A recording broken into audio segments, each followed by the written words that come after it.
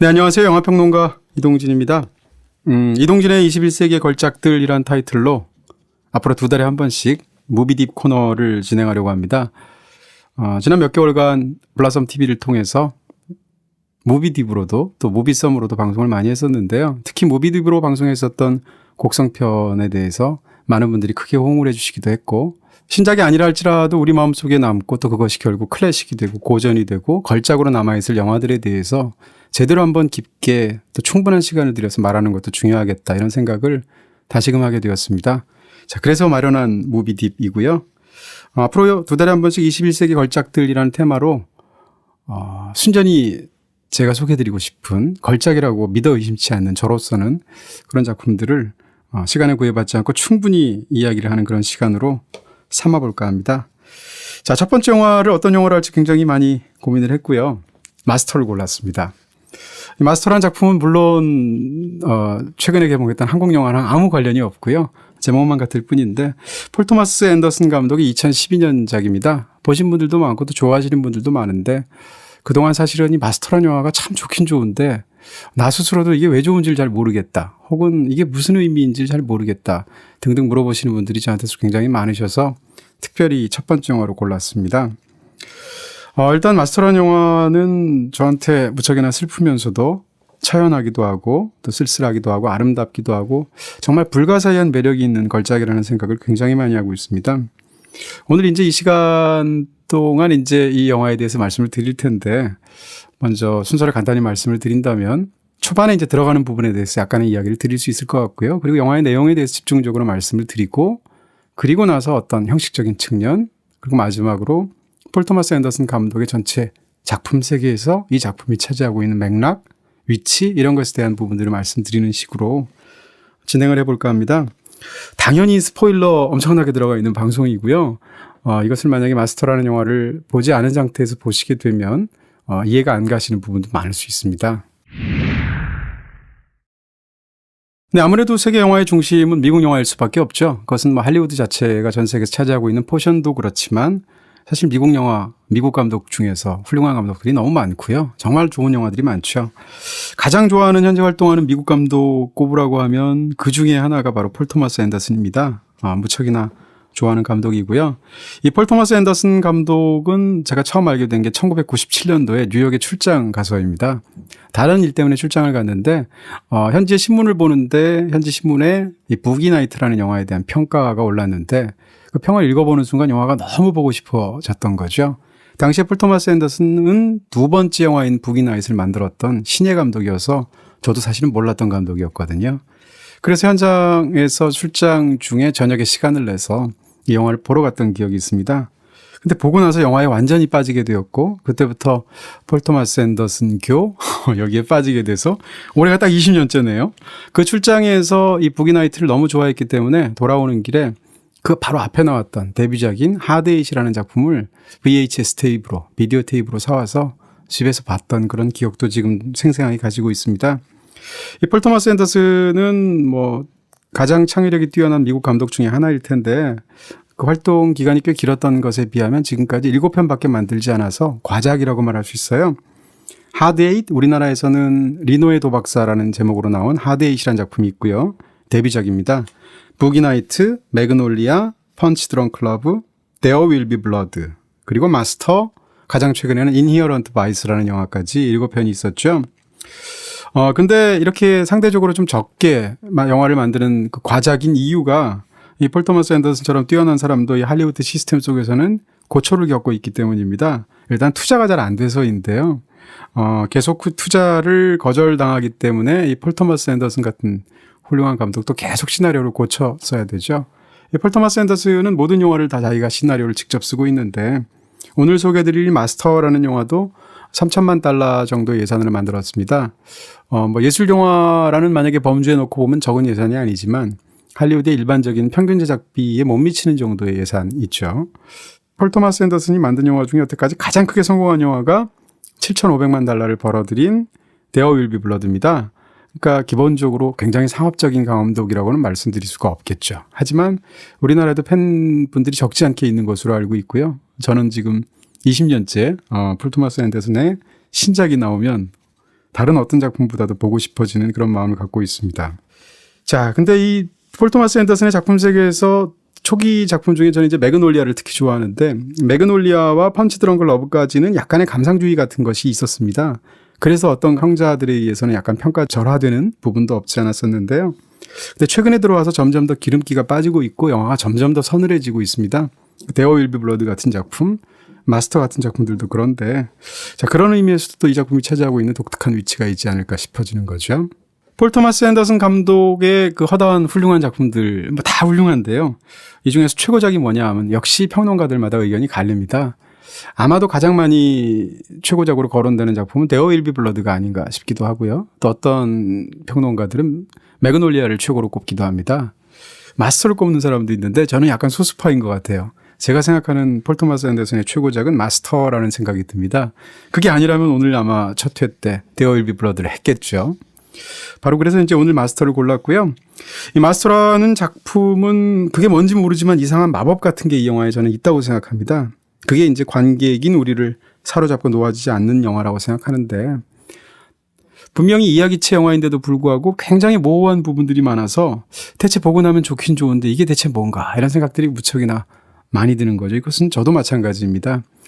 하지만 이런 부분들을 말씀드릴 수 있을 것 같아요. 이 영화에는 어떤 일종의 저로서는 뭐 최면적인 리듬과 마법이 있다고 생각하는 입장인데요. 평론가들조차도 이 영화에 대해서 모두 다 좋아하는 것이 아닙니다. 의견이 엇갈리고 있고요. 뭐 자꾸 하셨지만 가장 유명한 영화 평론가라고 할 수 있는 로저 에버트 같은 사람은 별점 4개 만점에 2개 반을 줬어요, 이 영화에. 다시 말해서 평론가들끼리도 만장일치는 아닌 작품이다. 오히려 그렇기 때문에 이 영화를 좋아하는 저로서는 더 사명감도 생기고 오히려 애정이 더 활활 타오르기도 하고 그런 작품이라는 거죠. 이 작품에 대해서 어떤 평론가들은 내러티브가 너무 부족하다라는 얘기를 하고 있는 사람도 있고, 아까 말씀드린 로저 에버트 같은 사람들은 이 영화가 재료는 풍성한데 대체 뭘 숙고하고 있는지 거기에 대해서 명확하지가 않다라고 말을 하고 있죠. 근데 저는 이게 이 영화의 단점이 아니라고 생각하는 입장입니다. 어떤 훌륭한 걸작들은 어떤 관객들이 봐도 누가 봐도 훌륭한 스타일의 영화들이 있습니다. 봐서 이해하기가 쉽고 100만 명이 보든 1000만 명이 보든 그것을 충분히 이해할 수 있고 즐길 수 있고 감동받을 수 있는 스타일의 훌륭한 영화들도 물론 있습니다. 하지만 그 반대편에는 영화가 너무나 혼란스러운데도 불구하고 잊을 수 없을 만큼 어떤 영화적인 체험을 안겨주는 그런 반대쪽의 영화들이 있는 셈인 건데요. 저는 후자도 역시 그 못지않게 훌륭한 예술이라고 생각하는 입장인 거죠. 예술이라는 것은 반드시 어떤 하나의 주제를 모아줘서 이게 메시아라고 전달하는 것만이 예술은 아니다. 이런 말씀을 드릴 수가 있고요. 혼란스럽고 분산적인 어떤 디테일 혹은 가지 이런 것들이 반드시 어떤 주제적인 핵심에 맞닿아 있지 않을 수도 있다라는 이야기입니다. 우리는 일단 영화가 끝나면 하나의 사건이 이렇게 깨끗하게 해결이 되어야 그 영화에 대해서 내가 잘 받아들일 수 있다라고 생각하는 그런 경향이 있는데요. 그렇지 않다고 생각이 들고요. 어떤 영화들은 감독 스스로가 자기도 잘 모르는 어떤 감정, 자기도 잘 모르는 어떤 부분들까지 형상화해서 그 혼란 자체를 영화 속에 집어넣어서 영화가 걸작이 되는 스타일의 영화들도 있다는 거죠. 그런 말씀을 초반에 전해드릴 수 있고요. 결국 마스터가 다루는 것은 인간이라는 수수께끼입니다. 인간이라는 존재가 딱 보면 그 사람이 어떤 사람인 줄 알고 인간 일반이 가져야 할 본성이나 지향이나 이런 것들이 우리가 조금만 생각해보면 다 알고 이랬으면 참 좋겠지만 그렇지 않은 경우들이 너무 많고요. 스스로가 자기를 생각해도 잘 파악이 안 되는 부분들이 너무 많은 상황에서 많은 훌륭한 예술들이 인간이라는 수수께끼를 다루게 되죠. 마스터 역시 그런 작품이고요. 이 작품 속에 담겨있는 많은 것들을 단순히 이 장면에 이것은 무엇의 상징이다라는 식으로 풀어내는 독법은 굉장히 위험할 뿐만 아니라 부박한 독법이 된다고 저는 생각합니다. 오히려 이런 영화의 경우에는 예를 들어서 라스 폰 트리에의 몇몇 작품들은 상징적으로 풀어야 되는, 그럴 때 그 영화가 더 잘 보이는 그런 분명한 영화들이 있는데요. 마스터는 그런 쪽의 작품이 아니라고 생각이 들고요. 이 영화를 지나치게 어떤 특정 장면의 의미나 이런 것에 함몰되어서 혹은 집착해서 영화를 보는 것만이 영화를 보는 좋은 방법은 아닐 것이다 라는 얘기를 드릴 수가 있습니다. 자, 이제 본격적인 이야기로 들어가도록 하겠습니다. 폴 토마스 앤더슨 감독은 무려 12년 동안 머릿속에서 이 이야기를 굴렸다고 해요. 그래서 구상한 지 12년 만에 완성된 영화라고 말씀을 드릴 수 있고요. 일단 제일 먼저 사로잡혔던 아이디어는 그런 거였대요. 폴 토마스 앤더슨이 어느 날 책을 보고 있는데 전쟁이 끝난 직후에 특정 신흥 종교의 영적인 운동이 크게 부흥하는 경향이 있다라는 어떤 사회학적인 설명을 처음 본 겁니다. 제2차 세계대전 같은 그런 엄청난 전쟁이 벌어지고 나면 전쟁으로 많은 사람들의 마음이 정신이 피폐해지지 않겠습니까? 그러면 그 직후에 사람들이 어떤 새로운 굉장히 카리스마를 강조하는 어떤 종교 운동이 있을 때 그런데 몰입하기가 쉽다. 그래서 신흥 종교가 흔히 부흥하는 것이 전후다. 이런 얘기들인 거죠. 근데 이 얘기가 폴 토마스 앤더슨을 굉장히 사로잡은 어떤 구절이라고 하고요. 근데 이것이 흥미롭긴 한데 대체 이것을 영어로 어떻게 만들지? 어떤 이야기를 만들지? 고민에 빠져서 이제 시간이 흘러가게 된 거죠. 그러다가 결정적인 영감은 바로 여러분들도 잘 아시는 사이언톨로지에서 영감을 받게 됩니다. 우리한테는 뭐 사이언톨로지가 한국에서는 교세가 거의 없다시피 하니까 탐 크루즈 같은 사람, 존 트래볼타 같은 사람으로 우리는 많이 기억을 하는데요. 이 사이언톨로지를 창시했던 론 하버드에서 기본적인 어떤 영감을 받은 그런 작품으로 기록이 됩니다. 그리고 또한 이 작품을 만들어지게 된 여러 가지 또 다른 요소가 있다면 예를 들어서 분노의 포도 같은 것을 작품을 쓰게 되었던 유명한 소설가죠. 존 스타인백의 실제 삶하고도 부분적으로 관련이 있는데 존 스타인백은 원래 신문기자였었죠. 그래서 소설 같은 것을 쓸 때도 무척이나 당대의 미국인의 현실 같은 것을 적극적으로 끌어들였는데 이 존 스타인백 자체가 미국 전체를 떠돌면서 살았는데 그런 어떤 이야기들이 부분적으로 들어가 있고요. 또 이제 굉장히 재미있는 얘기인데 원래는 지금 말씀드리려고 하는 에피소드는 바로 전작품인 데어 윌 비 블러드의 한 에피소드로 넣으려고 했다가 여의치 않아서 뺐는데 그 작품을 마스터의 초반에 넣은 굉장히 재미있는 에피소드가 있습니다. 초반에 보시게 되면 괌 근처의 바다 위에서 해군들이죠. 제2차 세계대전 말기인데 그 상황에서 히로히토가 라디오를 통해서 패전 선언을 함으로써 전쟁이 끝난 걸 알게 되죠. 그래서 이제 자축을 해야 되는데 배 안에 술이 없습니다. 근데 그런 상황에서 이런 술이라든지 알코올이라든지 이런 쪽에서 뒤섞어 먹는 쪽으로 굉장한 재능을 가진 것으로 영화에서 보이는 정말 이상하죠. 이 주인공인 프레디가 어뢰 속에 있는 에탄올을 빼내서 그것을 술처럼 마시는 장면이 있습니다. 근데 영화에서 그게 정확하게 친절하게 설명이 되어 있지 않아서 바로 그 다음 장면을 보면 그 마스트 위에 돛 위에 올라가서 완전히 뻗은 장면을 위해서 부감으로 찍은 장면을 아마 기억하실 텐데 그게 술 먹고 나서 행오버로 숙취로 그런 거거든요. 근데 이 어떻게 보면 황당하기도 하고 말도 안 되는 얘기 같은데 가장 최근만 하더라도 예를 들어서 러시아에서도 보드카가 비싸지니까 마을 주민들이 보드카 대용으로 메탄올을 마셔가지고 뭐 중태에 빠졌다든지 이런 우리가 해외 토픽성 기사를 보지 않습니까? 그런 유사한 사례라고 할 수 있는데요. 근데 이 사례 자체를 폴 토마스 앤더슨이 매그놀리아를 찍을 때 매그놀리아에서 그 방송 제보로 나온 얼이라는 배역이 있습니다. 근데 죽어가는 어떤 할아버지인데 재벌인데 그 배우가 제이슨 로바즈인데 제이슨 로바즈가 방송 그 현장을 다룬 매그놀리아를 촬영하는 중간에 이 얘기를 자기가 직접 겪은 얘기라면서 얘기를 했다는 거죠.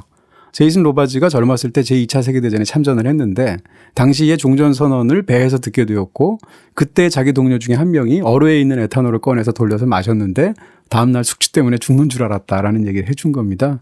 그 얘기를 듣고 있다가 초반에 굉장히 흥미로운 아이디어로 영화 속에 끌어들여서 썼다는 그런 일화가 있고요. 이 특성은 굉장히 흥미로워서 이제 잠시 후에 또 집중적으로 말씀을 드리겠지만 이런 단순히 어뢰 안에 있는 어떤 그런 것뿐만 아니라 뭐 예를 들면 신나 같은 것을 섞기도 한다든지 과일즙을 막 짠다든지 해서 일종의 말하자면 폭탄주 같은 거, 칵테일 같은 걸 만드는 거죠. 근데 그것이 영화 속에서 또 다른 주인공인 랭카스터와의 관계에서 결정적인 역할을 하게 되죠. 이 부분에 대해서는 또 뒤에서 말씀을 드리도록 하겠습니다.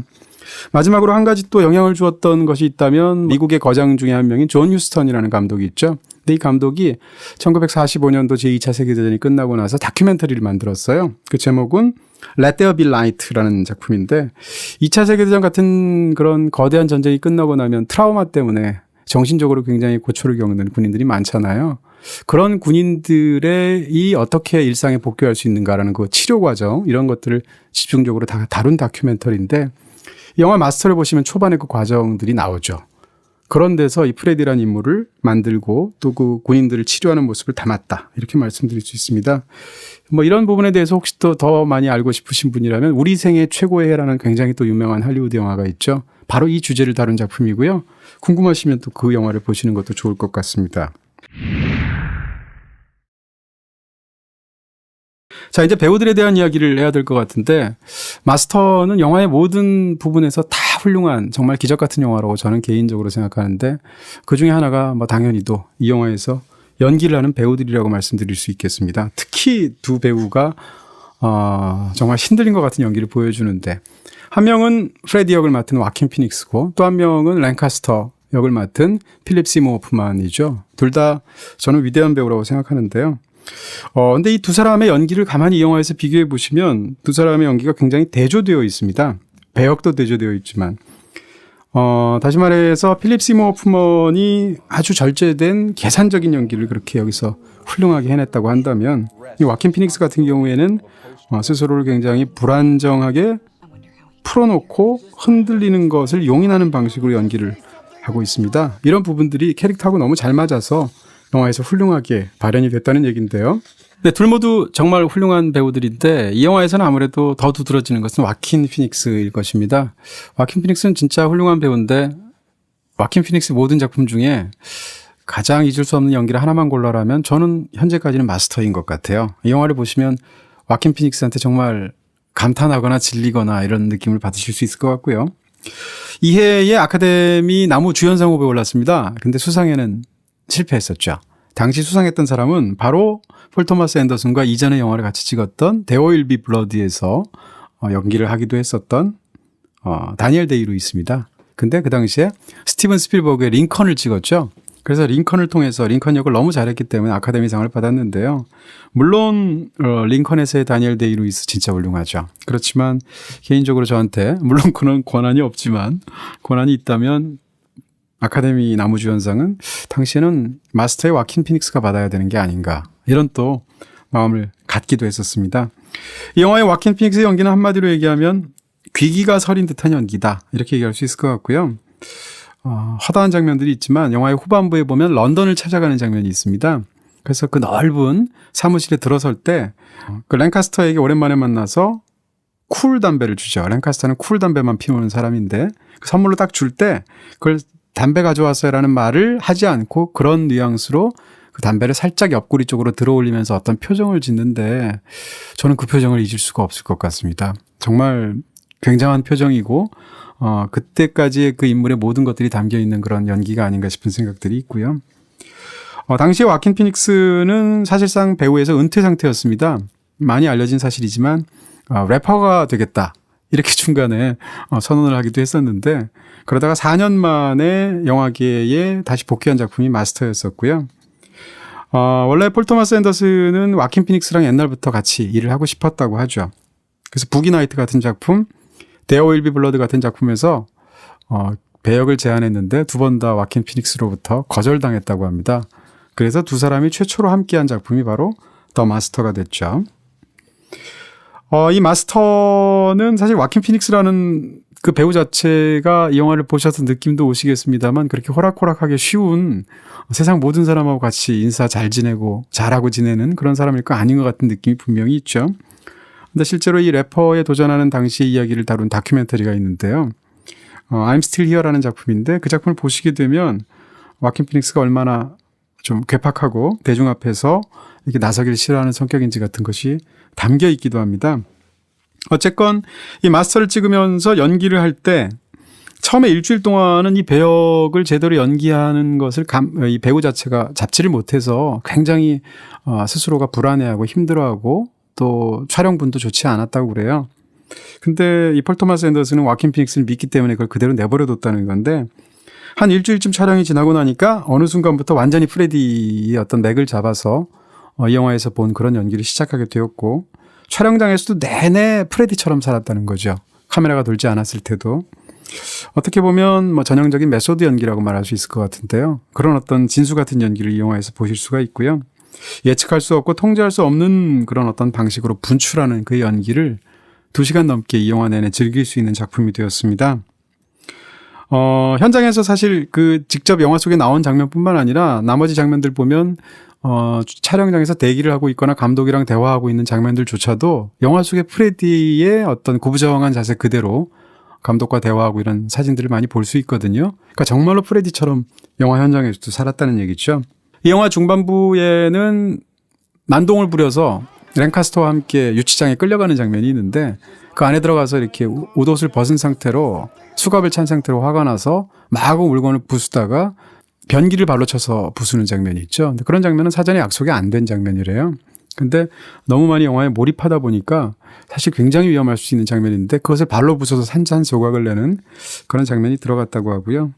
영화 초반부에 괌의 해변에서 굉장히 음탕한 짓도 하고 또 이상한 짓도 하게 되는데 그러면서 동료들한테 하는 그 많은 대사들은 사실 시나리오에 사실상 약속되지 않은 대사라고 합니다.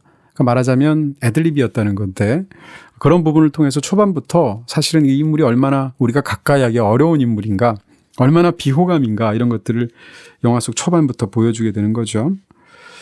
저는 이제 어떤 영화를 볼 때 그 영화가 굉장히 뛰어난 연기를 볼 때 어떤 생각을 하게 되냐면 이 배우가 저 캐릭터의 핵심을 무엇으로 잡았을까?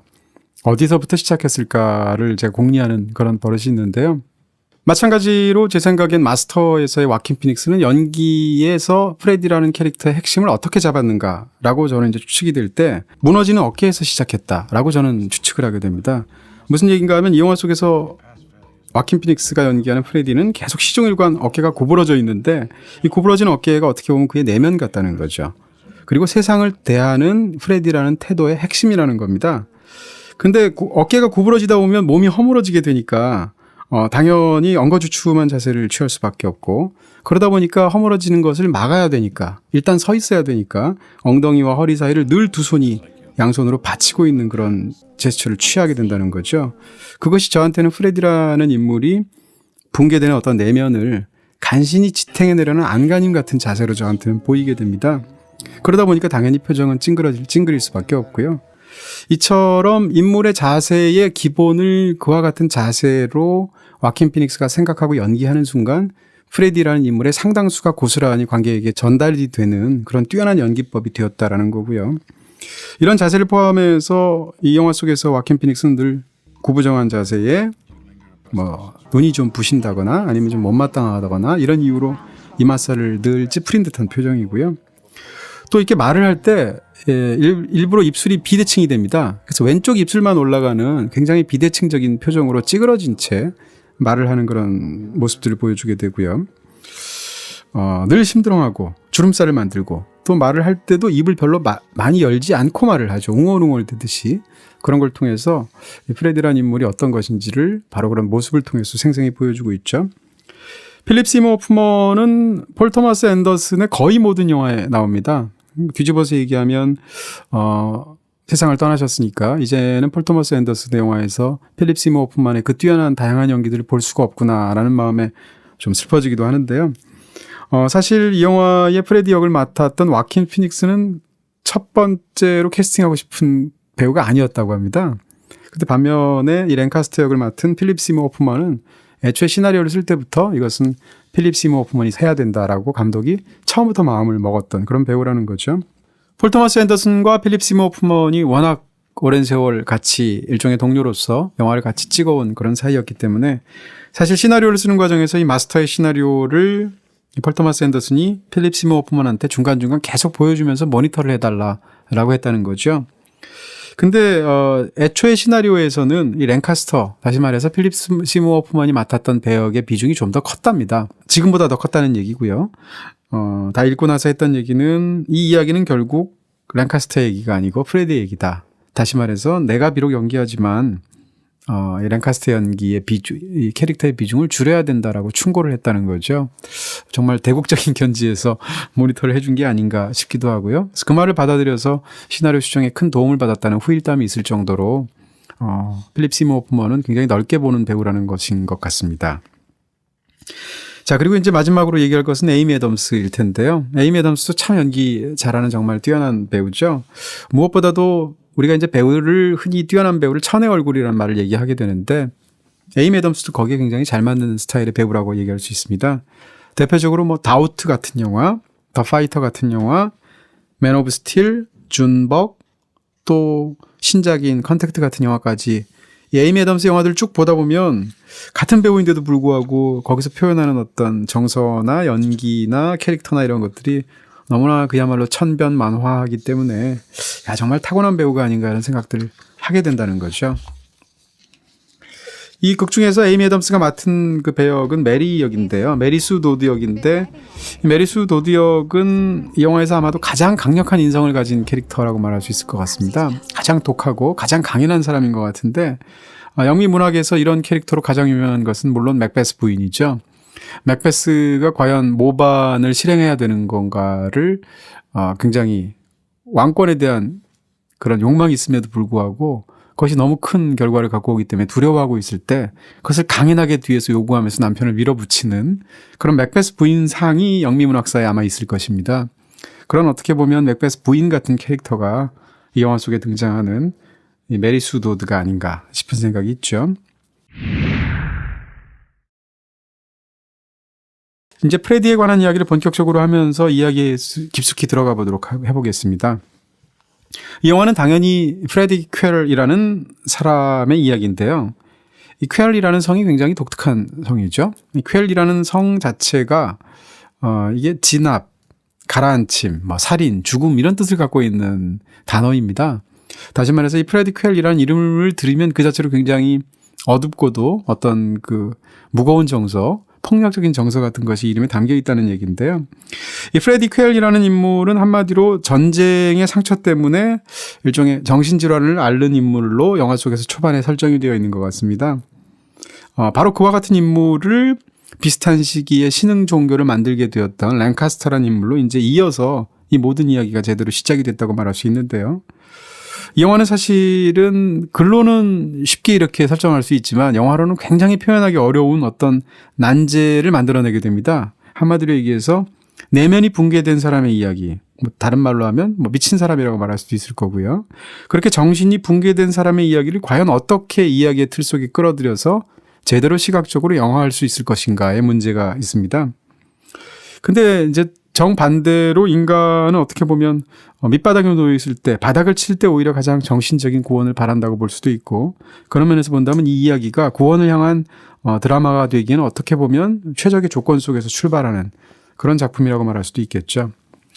이 프레디라는 사람은 초반에 그 선실에 들어가서 그 랭카스터와 대화하는 장면에서 잘 드러나듯이 정말 많은 걸 이미 경험한 사람이죠. 전쟁에서 살인을 저질렀고요.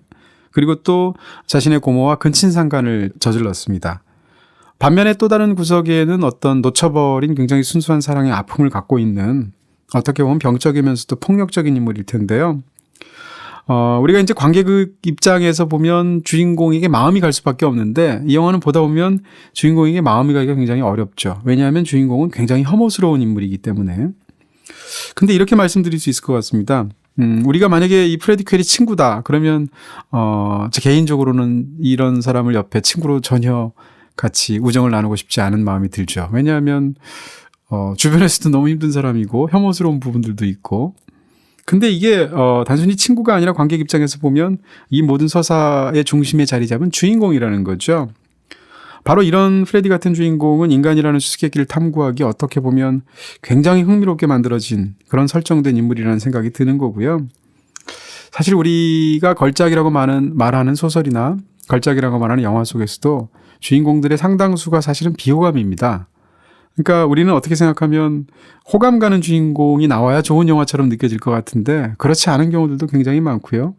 영화 속에서 주인공이 비호감이고 사실은 별로 인간적으로는 그렇게 마음을 주기 어려운데도 불구하고 그 비호감인 캐릭터가 만들어내는 어떤 이야기가 우리를 사로잡기도 하고 인간이라는 수수께끼의 어떤 밑바닥을 열어서 보여주기도 하는 그런 걸작들도 있는 거죠. 이 영화가 바로 그런 영화가 아닌가 싶은 생각이 듭니다. 거기다가 프레디는 어떤 성적인 강박 같은 게 있는 굉장히 저속한 사람인 것 같고요. 초반에 보면. 그리고 또 알코올 중독자이고 알코올도 그냥 마시는 것이 아니라 사회적으로 배관시되어 있는 다양한 그런 액체들을 섞어가면서 자기 스스로 만들어서 마시게 되는 퇴역 군인이죠. 가정적으로도 프레디는 굉장히 불행한 사람이죠. 어머니는 정신질환으로 요양원에 있고 아마도 어머니로부터 부분적으로 물려받은 어떤 유전인자도 있을 것이고 또 전쟁에서의 상흔도 있을 것이어서 이 프레디라는 인물은 정신적으로 좀 부분적으로 붕괴된 것 같은 느낌을 주죠. 그리고 아버지 역시 죽었는데 아버지의 죽음도 술 때문이었습니다. 그리고 따지고 보면 이 고모와의 굉장히 쇼킹한 근친상간의 경험이라는 것도 술 마시고 나서 극 중에서 이루어진 것으로 묘사가 되죠. 그리고 이 영화에서 랭커스터와의 그 모든 일들도 랭커스터와 가까워지게 된 것도 바로 그가 만들어낸 일종의 칵테일, 폭탄주, 술 때문이었습니다. 그런 측면에서 본다면 극 초반에 전쟁이 끝나고 나서 사회에 복귀해서 이 사람이 가졌던 최초의 직업이 사진사로 나오지 않습니까? 백화점 한 구석에서 코너를 설치하고 사진을 찍어주게 되는데 그렇게 양복을 입고 웃으면서 호객을 하고 그러면서 사진을 찍는 사진사 역할은 사실은 프레디 퀘일이라는 사람한테 어울리지 않는다는 것은 영화의 초반만 봐도 알 수 있는 상황이죠. 아니나 다를까 영화에선 금방 싸우고 그 일을 때려치우게 되죠. 그리고 미국 전역을 떠돌게 됩니다. 이 프레디가 다양한 음료들을 섞어서 알코올들을 마시는 그런 닥치는 대로 막 섞어 마시는 스타일의 사람이다라는 그런 설정 속에 그리고 또한 초반의 설정 속에 이미 이 프레디라는 사람이 한 곳에 정주하지 않는 속성을 지닌 사람이다라는 걸 알 수 있을 텐데요.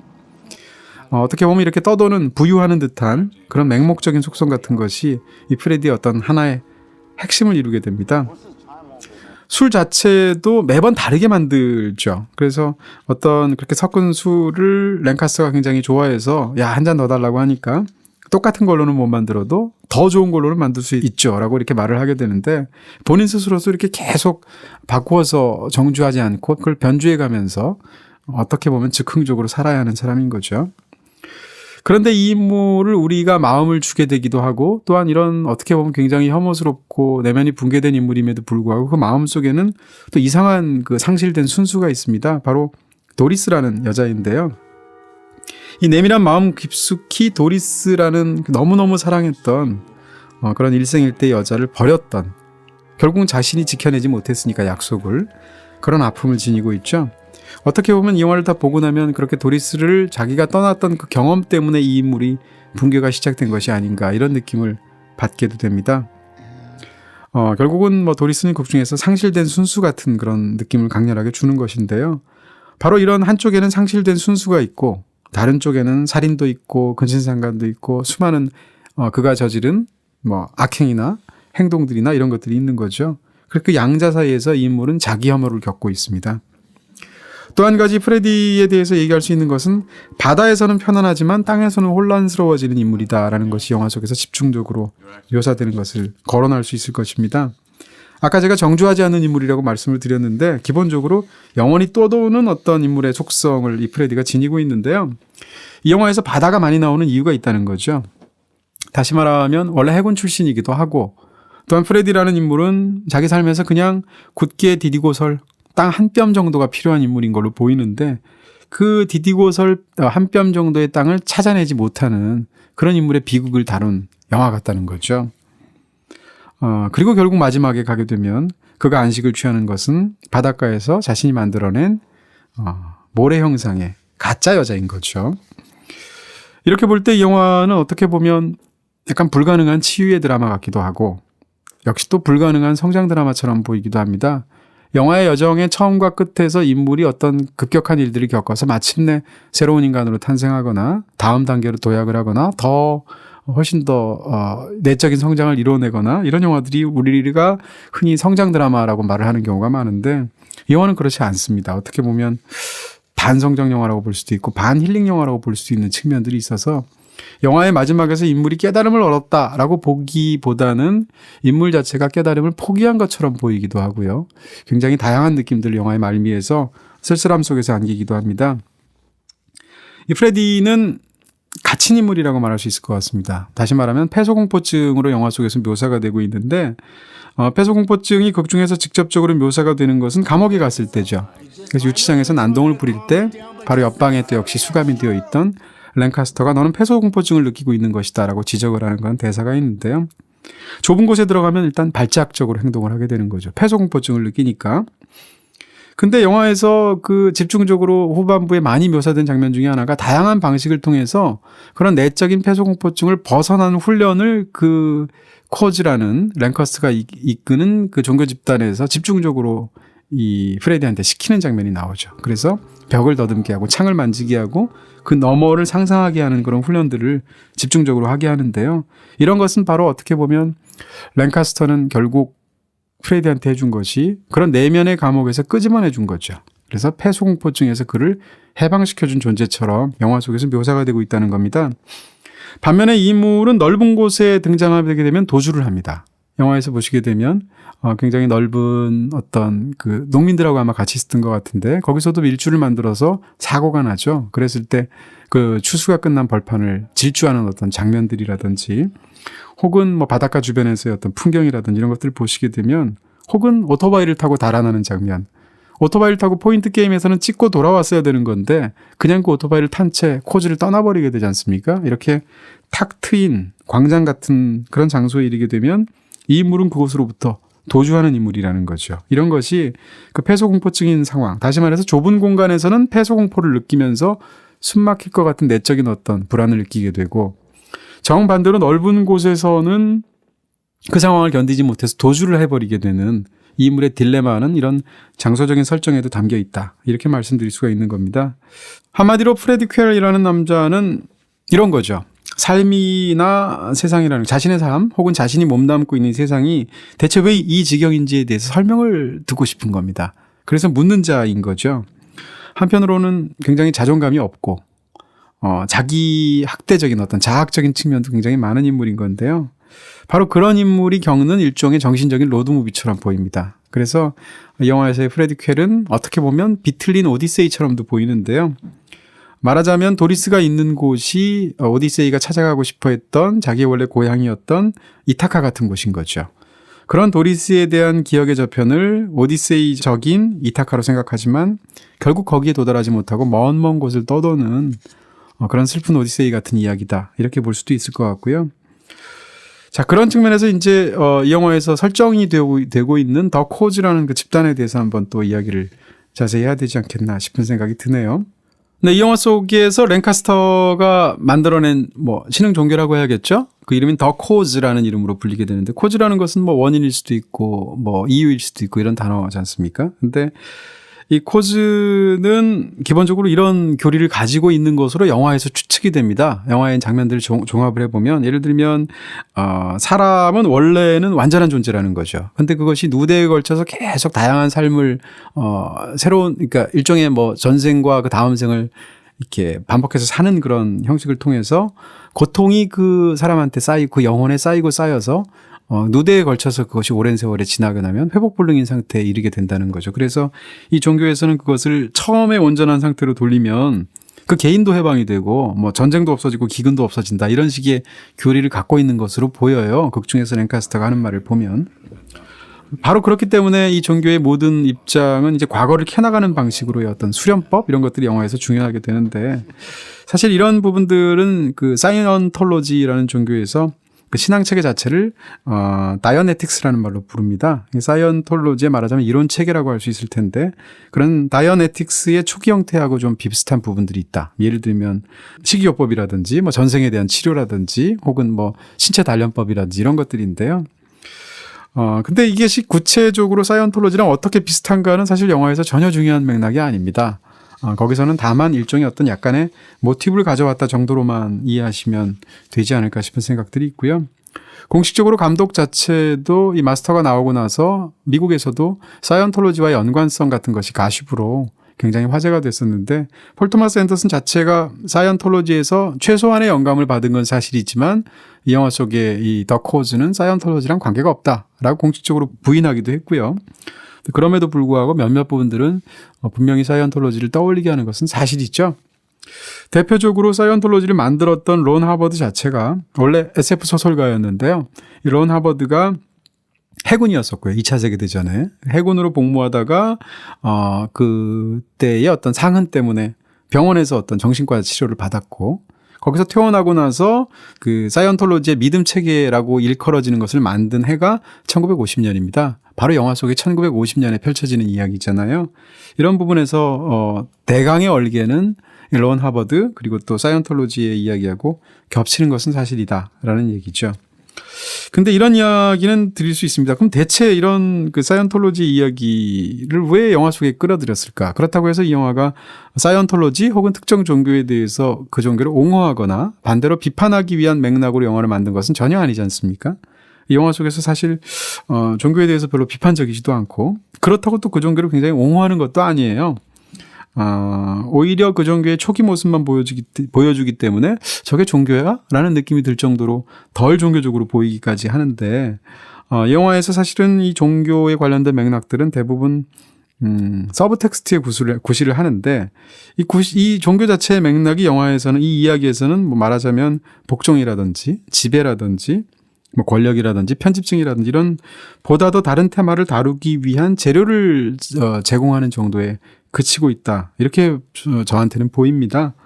다시 말해서 이 전쟁의 상흔으로 괴로워하고 있는 프레디와 랭카스터는 또 다른 측에서 이야기인데, 이 두 가지를 엮을 때 이제 신흥 종교를 굉장히 중요한 그런 어떤 마당으로 활용한 것이 아닌가라는 느낌이 드는데요. 그럼에도 불구하고 종교적인 이야기가 프레디하고 완전히 무관하다면 사실은 굉장히 서사의 낭비가 되겠죠. 근데 이 종교에서 하고자 하는 것은 사실은 프레디의 내적인 모험과 핵심이 맞닿아 있다는 것은 지적해야 된다는 얘기입니다. 무슨 얘기인가 하면, 이 영화 속에서 프레디는 사실은 과거에 굉장히 순수했던 시간이 있어요. 그것은 도리스를 사랑했던 시간이죠. 근데 그 시간은 자기의 실수로 어찌됐건 망실되어 버렸습니다. 상실한 거죠, 순수를. 그리고 나서 그 이후에는 타락의 과정들이 있었습니다. 뭐 근친상간도 있었고 살인도 있었고 수많은 악담과 뭐 음행과 등등의 많은 것들이 있게 되는데, 그래서 본인은 자기가 상실한 것이 있기 때문에 그것을 또 감히 떠올리지 못하게 되는데, 기본적으로 이 더 코즈라는 이 극 중에서 랭카스터가 만들어내는 종교는 과거의 어떤 최초의 순간으로 되돌아가서 그 누대에 걸친 고통을 없애는 방식의 치료법을 쓰고 있다는 거죠. 그것은 사실은 프레디가 해나가야 할 내적 모험의 핵심이라는 겁니다. 그 가장 깊은 곳에 자리 잡고 있는 순수, 다시 말해서 도리스와의 관계가 이 모든 이야기 속에 중심에 사로잡혀 있고, 그것을 영화 속에서 최초로 끄집어내 준 사람이 바로 랭카스터죠. 그런 의미에서 본다면 이 더 코즈라는 이 집단에서 목표로 삼는 그 방향과 프레디라는 사람이 자신의 인생에서 그렇게 뒤틀리고 내면이 붕괴된 것을 그 가장 기본적인 것으로서 되돌아가는 과정이 사실은 정확하게 일치한다는 거고요.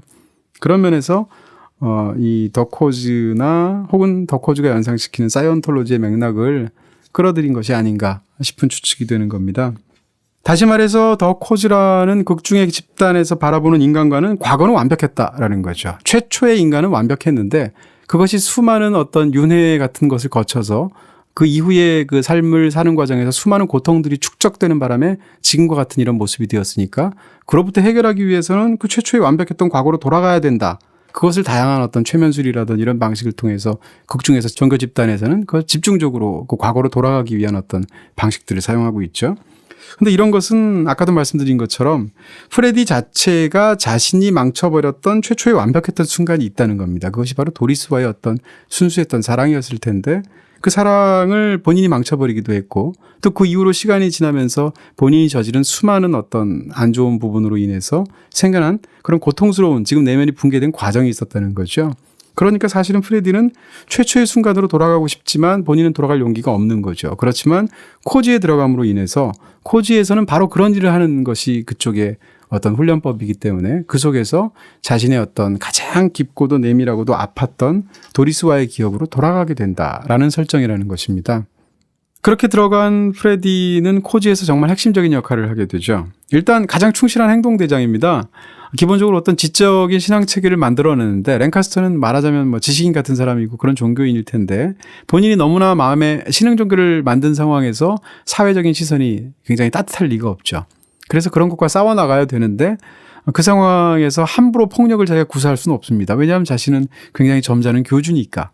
그런 상황에서 프레디는 자기 손에 흙이 묻든 피가 묻든 신경 쓰지 않고 마구 행동하는, 손봐주고 싶은 사람이 있으면 대신 손봐주는 그런 사람이라는 거죠. 그런 의미에서 가장 충실한 행동대장의 역할을 했다는 거고요. 결과적으로. 반면에 그렇게 하고 있기 때문에 이 랭카스터의 입장에서는 굉장히 골칫거리이고 근심거리이고, 또 이 집단 내에서 프레디가 차지하고 있는 아웃사이더적인 입장 때문에 상대적으로 랭카스터가 노심초사하는 부분들이 생기게 되는 거죠. 자, 근데 결국 프레디는 코지를 떠날 수밖에 없습니다. 영화 끝까지 보게 되면. 왜 그런가라는 부분인데, 결국은 코지의 핵심은 과거에 완전했던 순간으로 돌아가는 건데, 프레디도 돌아가고 싶었지만 돌아가봤자 거기에는 이미 모든 것이 망실되고 없어져 버렸다 라는 것을 발견했기 때문입니다. 영화의 초반에는 거길 돌아갈 용기가 없어서 못 돌아갔던 거고, 그런데 일종의 그 선실 밑에서 랭카스터와 대화를 통해서 그 순간을 처음으로 플래시백의 형태로 떠올리게 되죠. 그리고 마지막이 되면 오토바이를 타고 그 코즈를 떠나게 되죠. 떠났을 때의 코즈는 처음의 코즈하고 다릅니다. 처음의 코즈는 제대로 체계도 안 잡힌 그런 이상한 형태의 종교 집단이었지만 극중에서 시간이 흐르고 그런 상황 속에서 어느 정도 틀이 잡힌 상태의 위치까지 코즈가 오르게 되죠. 아울러 프레디조차도 그 순간이 이르게 되면 오토바이를 탄 채 결국은 코즈를 떠나게 되는데, 떠나서 한 일이 뭔가를 생각해 보시면 바로 자기가 찾아가길 두려워했던, 그러나 단 한순간도 잊지 못했던 그녀에게로 찾아가는 거죠. 그래서 무려 7년 만에 바로 도리스를 찾아가지만 도리스는 이미 결혼을 했고, 결혼을 해서 거기를 떠났다는 사실을 그녀의 어머니로부터 전해 듣게 됩니다. 다시 말하자면 프레디는 돌아갈 과거가 없는 거죠. 그런 측면에서 본다면 코지의 세계관과 양립할 수가 없는 거죠. 그런 의미에서 결국은 이런 어떤 내적인 모험을 생각한다면 프레디는 코지를 떠날 수밖에 없었다. 다시 말해서 랭카스터와 헤어질 수밖에 없었다는 어떤 방향상의 어긋남이 이 영화의 후반부에 등장하게 된다는 것입니다. 자, 이런 그 부분에서 굉장히 흥미로운 것이기도 하고 폴 토마스 앤더슨이 참 좋아하는 주제이기도 한 것이 바로 집단과 개인의 문제인데요. 랭카스터는 이제 이 영화의 제목이 마스터라고 했을 때 그 마스터가 누구냐라고 했을 때 처음에 이 마스터는 바로 랭카스터 도드로 보입니다. 프레디는 그 랭카스터 도드라는 사람이 만들어낸 코즈라는 집단의 외부로부터 들어온 아웃사이더인 거죠. 그러면서 이제 벌어지는 이야기를 영화가 집중적으로 아웃사이더가 하나의 어떤 작은 컬트적이기도 하고 섹트적이기도 한 어떤 집단 속에서 어떠한 궤적을 만들어내느냐라는 것은 폴 토마스 앤더슨이 굉장히 좋아하는 이야기입니다. 후반부에 말씀드리겠지만 부기나이트 같은 영화가 대표적인데요. 자, 이 관계 속에서 이 모든 이야기는 결국 핵심은 두 남자의 관계가 되겠죠. 랭카스터와 프레디의 관계가 될 텐데 이 두 사람은 철저하게 대조가 되어 있고 심지어 두 배우도 아까 말씀드린 것처럼 연기 스타일도 굉장히 상반된 방식으로 소화를 해내고 있습니다.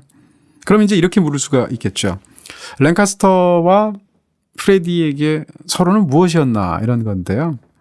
이 관계는 어떤 면에서 보면 처음에는 굉장히 수직적으로 보였습니다. 왜냐하면 그 정신세계 자체가 비교가 안 되게 보이는데 한 사람은 자기의 추종자를 이끌고 집단을 만들어낸 어떤 종교 지도자고 다른 한 사람은 누구하고도 친할 수 없이 떠도는 내면이 붕괴된 아웃사이더 떠돌이에 불과한 거죠. 그러니까 이 영향관계는 당연히도 랭카스터로부터 프레디로 일방적으로만 이어지는 것처럼 사실은 보이는 설정인데 그렇지 않다라는 것입니다. 이 둘의 관계는 어떻게 보면 약간 신과 인간의 관계처럼 보이기도 하고요. 두 사람의 관계가. 또 어떻게 보면 일종의 유사 부자 간의 관계처럼 보이기도 합니다.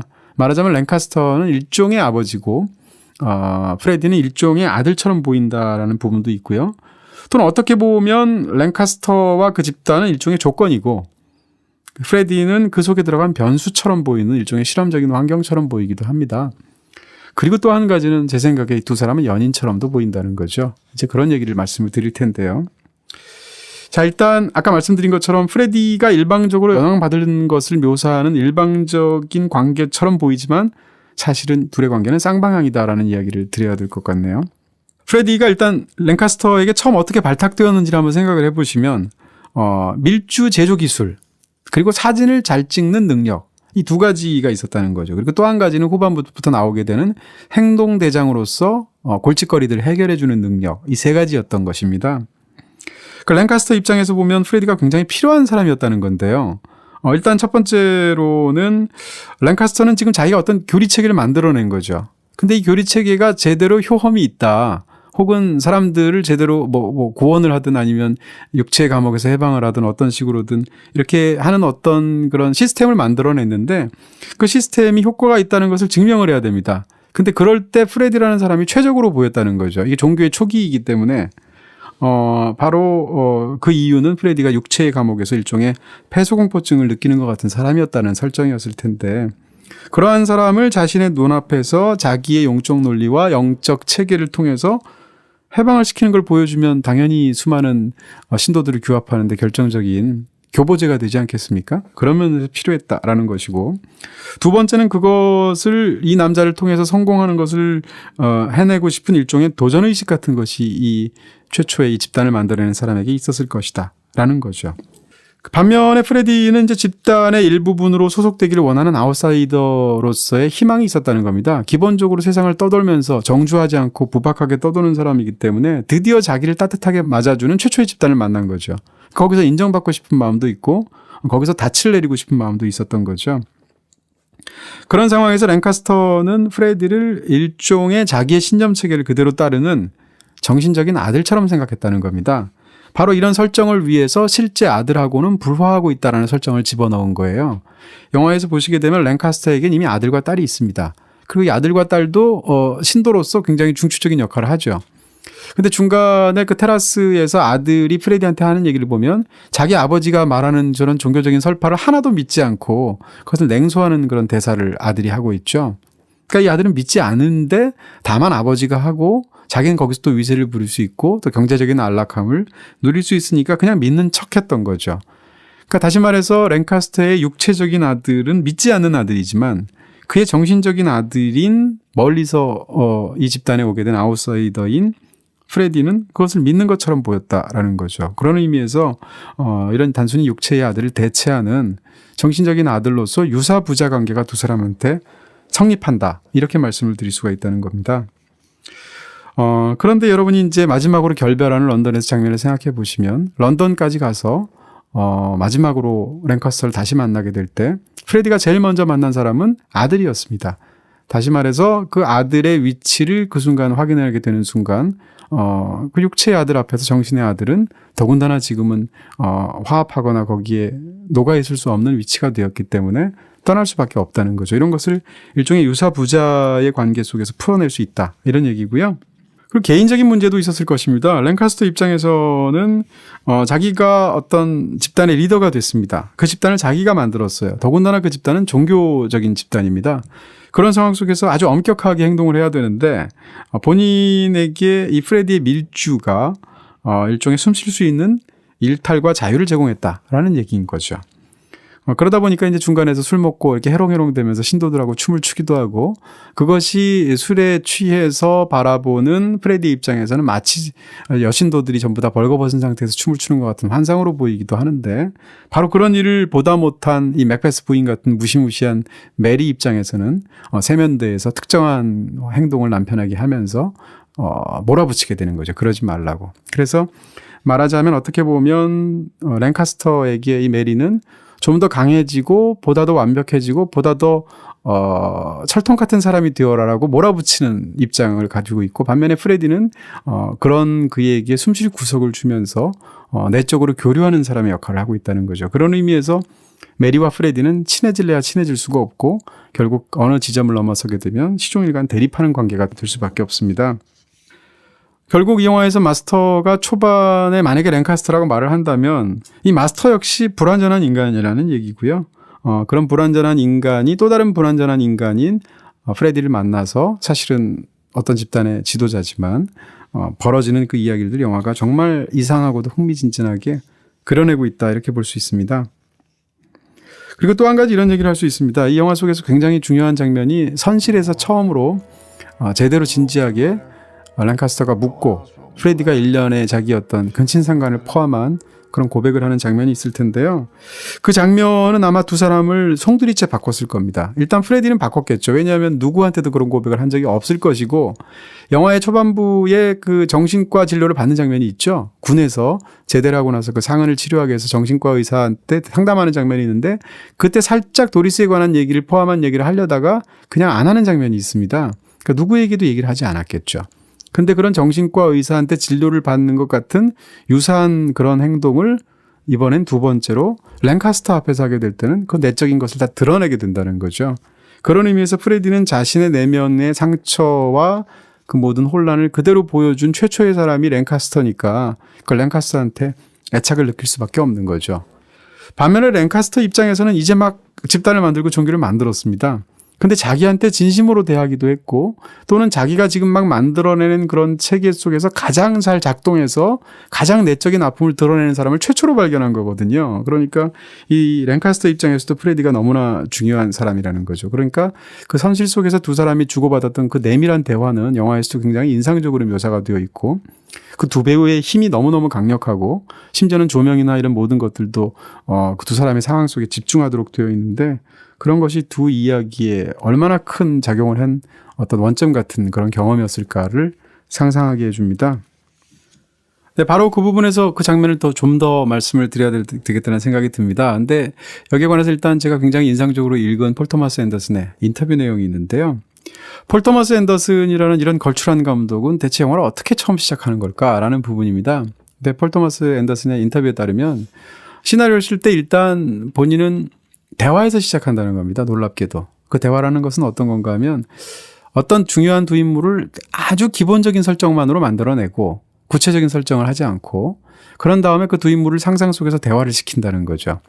그래서 두 인물을 대화를 시키게 하면 한쪽이 물어보면 한쪽이 답하는 형식이 될 거고 그 대화를 시나리오를 쓰다 보면 폴 토마스 앤더슨 자체가 시나리오를 자기가 쓰면서도 이 두 인물은 이런 인물이었구나 라고 자기가 이해하게 된다는 거죠. 그 대화로부터 오히려 캐릭터를 만들어낸다는 것이고요.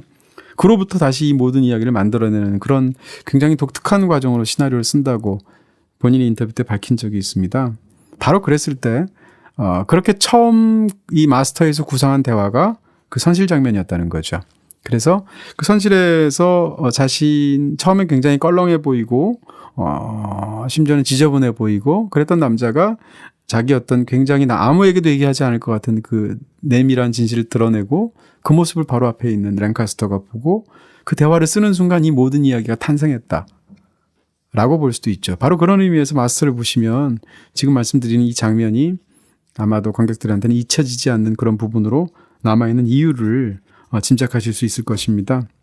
그 장면이 배의 밑바닥에 해당하는 선실이라는 거. 그 다음에 그 배의 이름이 알레시아라는 배인데 이게 그리스어로 진실이라는 뜻이라고 해요. 그런 것도 사실은 이런 부분하고 깔려져 있는 장면일 것이고요.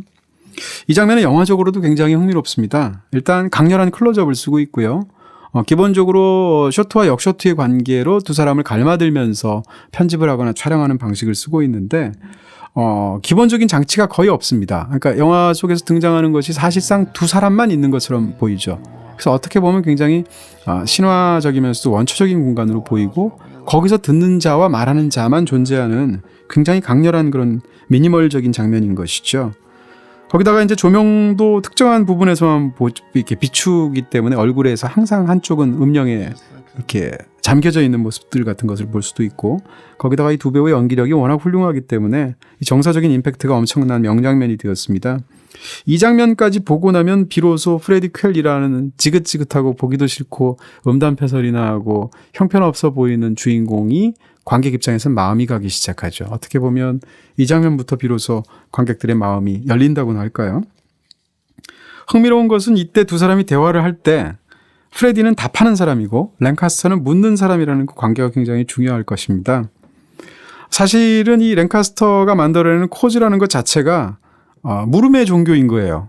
계속 신자들에게 이것은 이거야 라고 말하지 않고 그 사람이 직접 말하도록 계속 질문을 하는 형식으로 훈련을 하고 있는 그런 집단이라는 겁니다. 다시 말해서 랭카스터의 위력은 질문에서 나온다는 얘기고 랭카스터는 끊임없이 물음으로써 카리스마를 발휘하는 지도자다. 이렇게 말씀드릴 수 있고요. 결국은 자신 안에 뭔가 이렇게 엄청난 걸 갖고 있어서 그것을 이렇게 밝혀서 신도들이여 나를 따르라 이렇게 말하는 사람이 아니라 신자들 마음속 각각의 오래전 전생의 최초의 단계에서는 완벽한 그 무엇이 있었으니까 그것을 질문으로 떠올리게 하고 그것을 끄집어냄으로써 스스로 그것을 해결하게 하는 그런 방식의 훈련을 하고 있다는 얘기죠. 바로 그런 것이 이제 이 장면 속에도 묘사가 되고 있는데 두 사람이 이제 본격적으로 대화를 나눌 때 랭카스터는 계속 묻습니다. 그리고 프레디는 계속 답하면서 두 사람의 진짜 관계가 시작하는 건데요. 그런데 흥미로운 것은 이 영화의 끝부분에 가서 두 사람이 마침내 헤어지는 순간이 오게 되면 정반대가 되죠. 그때는 프레디가 묻습니다. 그리고 랭카스터가 답하게 되죠. 예를 들면 프레디는 이런 말을 런던에서 하죠. 내 꿈에서 우리가 만난 곳을 알아냈다고 했죠? 뭐 이렇게 질문한다든지 다음 생에서라면요? 뭐 이런 식으로 계속 질문을 하는데 거기에 대해서 랭카스터가 계속 답하게 되죠. 다시 말해서 질문하는 자와 대답하는 자의 관계가 후반부에 가게 되면, 종반부에 가게 되면 역전이 된다는 얘기고요. 그 역전이 되는 순간 두 사람은 이별의 순간을 맞게 된다. 이렇게 이야기를 드릴 수 있습니다. 다시 말해서 이 랭카스터의 모든 힘이 질문하는 데서 나왔다면 질문하는 자를 영화 속에서는 마스터라고 말할 수 있을 것이고, 그렇게 본다면 후반부에서 마스터는 랭카스터가 아니라 프레디라는 얘기죠. 그것을 어떻게 할 수 있냐면 그 다음 장면에서 할 수 있습니다. 그렇게 해서 결별한 이후에 바에서 한 여자를 만나죠.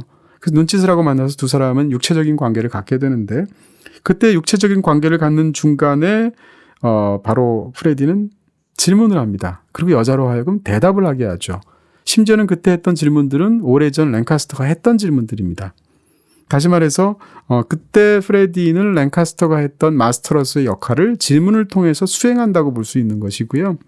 그런 측면에서 본다면 이 영화에서 마스터라는, 더 마스터라고 할 때 그 마스터는 누구냐라는 질문에 대해서 최초의 그 마스터는 랭카스터로 보였지만 영화의 마지막에 가면 그 마스터의 역할을 하고 있는 것은 정작 프레디다라는 어떤 역설을 담고 있는 이야기처럼 보입니다. 또한 아까 말씀드린 것처럼 이 이야기는 어떻게 보면 랭카스터는 굉장히 강력한 일종의 자장처럼 보입니다. 그리고 프레디는 거기에 들어간 변수, 변인 이런 것처럼 보이는데요. 개체로 당연히 보이는 거고요. 그러니까 그랬을 때 어떤 개체가 어떤 집단의 자장 속으로 들어갔을 때 그때 서로 작용하는 힘의 관계에 관한 영화 이야기처럼 보이기도 한다는 얘기입니다.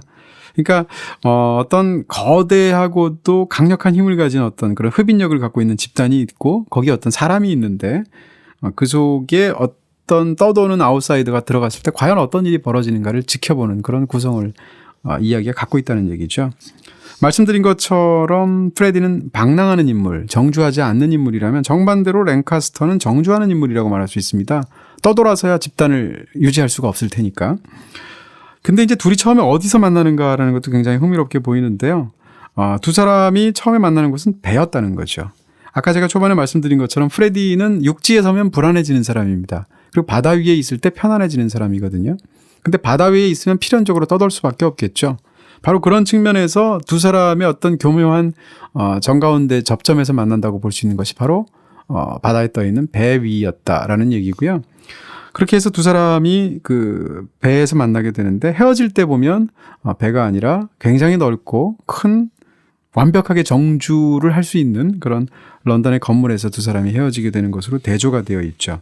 그리고 두 사람이 처음에 가장 내밀하게 속을 터놓았을 때는 가장 좁은 선실에 거의 이마를 맞댈 정도의 좁은 공간이었다면 마지막에 두 사람이 헤어질 때는 두 사람 몇 명의 사람이 쓰기에는 너무 큰 엄청난 집무실에서 두 사람이 공간을 울려가면서 대화 끝에 헤어지게 되는 그런 공간적인 대조적인 맥락을 갖고 있습니다. 프레디는 기본적으로 뱃사람의 정체성을 갖고 있죠. 그래서 해군이기도 했고 극 중에서도 마지막 헤어지는 순간에 상대방의 랭카스터가 당신은 뱃사람이 아니냐, 마음대로 떠돌면서 사시오, 이런 식의 이야기를 하게 되는데요. 그런 면에서 보면 그 사람이 사진을 찍는다는 것은 굉장히 역설적인 직업이라고 할 수 있죠. 왜냐하면 사진이라는 것은 정지된 채 순간을 잡아두는 셈인데 마지막이 되면 헤어지는 순간에 부인인 메리가 찾아온 예전에 행동대장 역할이었던 프레디한테 그런 말을 하죠. 이제 당신의 사진 실력은 필요 없다라는 말을 하게 되는데 이것도 역시 마찬가지로 이와 같은 맥락 속에서 연결이 되어 있을 것입니다. 그리고 저한테는 더 흥미롭게 보이는 것은 바로 이것이 러브 스토리라는 거죠. 이 이야기는 프레디가 두 번의 이별을 겪는 이야기처럼 저한테는 보입니다. 두 번의 사랑에 실패하는 이야기처럼 저한테 보이는데 그 첫 번째 사랑은 도리스였다는 거고요. 두 번째 사랑은 랭카스터였다는 것입니다. 물론 제가 여기서 말씀드리는 사랑이란 건 광의의 의미에서의 어떤 사랑일 것인데요. 근데 이 첫 번째 사랑인 도리스는 영화 속에서 제대로 묘사되지 않죠. 플래시백을 통해서 문득문득 회상되는 어떤 과거의 완전했던 기억으로 묘사가 되는 부분이 분명히 있는데요. 어찌됐건 이와 관련해서 영화에서 굉장히 흥미롭게 묘사하고 있는 것은 바다의 포마를 묘사하는 세 번의 장면이 들어있다는 것입니다. 영화가 딱 시작되자마자 아마 배의 후미 쪽인 것 같고 후미 쪽에서 이 뒤에 이 배가 물살을 가르고 나가면 그 뒤에 포말이 막 부서지는 것을 통해서 영화가 첫 장면을 보여주는 것이 아마 기억이 나실 텐데요. 근데 이 장면이 영화 속에 두 번이 더 나온다는 것입니다. 처음에는 2차 세계대전의 끝 무렵에 해군으로서 철모를 쓰고 햇빛에 눈을 부셔서 까무룩까무룩 눈을 떴다 감았다 힘겹게 눈을 뜨고 있는 그가 바라보는 배의 뒤에 부서지는 포말로서 첫 장면이 나왔을 텐데요. 두 번째는 언제였냐면 도리스가 노르웨이를 간다고 했죠. 근데 상부에서 갑자기 명령이 떨어져서 본인 스스로가 중국 상하이로 가야 됩니다. 그런 상황에서 급하게 밤에 찾아가서 꼭 돌아올 테니까 여기 있어라. 나는 상하이에 갔다 오겠다라는 말을 하게 되죠. 두 번째는 처음에는 도리스를 두고 영원히 같이 둘이 행복하게 살 것처럼 그렇게 말을 해놓고 갑자기 어느 순간 밤에 찾아가서 자기가 떠난다는 이야기를 하고 떠나게 되죠. 그래서 결국 상부에서 명령한 중국 상하이로 떠나게 되는데 그때 떠나는 배의 후미의 포마를 두 번째로 보여주게 됩니다. 그리고 마지막으로 런던으로 랭카스터를 프레디가 찾아갈 때 역시 그 찾아가는 배의 후미에서 역시 똑같은 포마를 보여주는 그 세 번의 포마이 등장하는 장면이 영화 속에 등장해요. 근데 이 세 번 중에서 육지를 보여주는 장면은 유일하게 두 번째 장면밖에 없습니다. 첫 번째 장면과 세 번째 장면에서의 포말은 포말 자체만 보여주고 있기 때문에 대체 어디로 그 배가 가고 있는 건지 적어도 그 쇼트 안에서는 해결이 되고 있지 않고요. 오로지 포말로 부서지는 바닷속에서의 어떤 혼란 같은 것만 영화가 보여주고 있다는 거죠. 근데 두 번째 장면에서 상하이로 떠날 때는 포말을 보여주던 카메라가 서서히 틸트업을 합니다. 서서히 카메라를 들어올려서 카메라가 바다를 비추고 조금 더 들어올리면 멀리 육지가 있는 것을 같은 쇼트 안에서 멀리 찍기 방식으로 보여주는 장면이 극중에 등장하게 된다는 거죠. 다시 말하면 첫 번째와 세 번째 장면의 그 바다 위에서 배를 타고 갈 때는 단순한 혼란상의 포말만 보여주었는데 왜 두 번째 중국 상하이를 갈 때는 배 후미에서 멀어지는 육지를 함께 잡아냈을까라는 문제가 있을 수 있겠죠. 제 생각은 두 번째 등장하는 그 육지는 바로 도리스가 있는 곳이기 때문입니다. 첫 번째와 세 번째와 달리 두 번째 쇼트에서는 그 포말에서 그 혼란상에서 눈을 들어서 사실은 그의 마음이 어디에 가 있는가, 그가 떠나는 것이 과연 무엇인가라는 어떤 운명적인 순간을 남아있는 도리스를 비추는 후미의 어떤 그 앵글 속에서의 육지 장면으로 영화가 묘사하고 있다는 얘기죠. 바로 그런 측면에서 그 장면은 어떻게 보면 그렇게 떠날 수밖에 없었던 그의 마음을 담은 러브스토리의 굉장히 안타깝고도 운명적인 슬픈 순간이 그 장면에 담겨 있다고도 볼 수 있다는 얘기입니다. 어쨌건 이 세 번의 장면에서 바다를 비추는 장면은 굉장히 여러 가지가 있을 수 있겠죠. 일단 배를 타고 어디를 가면 선미가 아니라 배 앞에서 다가오는 육지를 찍을 수도 있는 것이고 또는 갈라지는 바다를 찍을 수도 있겠죠. 근데 그렇게 하지 않고 이 영화에선 집요하게 배 뒤에 흔들리는 굉장히 혼란스러운 후미의 물살을 보여준다는 것이죠. 그러니까 이 영화에서의 그 코즈라는 집단 자체가 그렇기도 하지만 프레디라는 사람의 내적인 모험 자체가 이 사람은 끊임없이 과거에 사로잡혀 있는 사람이라는 거죠. 그러니까 그 사람이 볼 수 있는 건 과거 흔적밖에 없고 그 과거 흔적은 지극히 혼란스러운 포말로 표현이 된다는 것입니다. 그런 측면에서 이 세 번에 겹친 그냥 리듬만 주는 것 같은 물결 장면들도 사실은 영화 속에서 굉장히 중요한 역할을 하고 있다. 이렇게 말씀을 드릴 수가 있을 것 같아요. 도리스의 이야기는 이제 파편적으로 영화 속에서 계속 등장하죠. 그리고 그런 도리스의 상처와 긴밀하게 관련되어 있는 것이 바로 두 번째 사랑 이야기라고 볼 수 있습니다. 바로 랭카스터와의 사랑 이야기라고 할 수 있을 텐데요. 두 사람의 사이는 스승과 제자의 사이처럼 보이기도 하고 한편으로는 연인처럼 보이기도 합니다. 그렇게 해서 만약에 이 랭카스터와 프레디의 사이를 연인과 유사한 관계라고 만약에 본다면 특히 에이미 애덤스와의 관계가 굉장히 쉽게 손 안에 들어오는 것 같은, 이해가 되는 것 같은 느낌을 주죠. 왜 에이미 애덤스는 그토록 차갑게 프레디를 후반부 이후에 대하게 되었는가라는 문제인데요. 그런 면에서 본다면 이제 랭카스터와 프레디 이야기는 굉장히 기이한 러브 스토리처럼 저한테는 보입니다. 일단 유치장에서 두 사람이 싸우는 장면을 보시게 되면 랭카스터는 이렇게 말하죠. 너한테는 나밖에 없잖아. 너를 아끼는 사람은 나밖에 없어. 이 주정뱅이 새끼야. 라고 말을 하게 되는데 이 말을 듣고 역시 또 프레디는 뭐라고 말하냐면 네 가족들 다 너를 싫어해. 나만 너를 좋아해. 라고 말을 하게 되죠.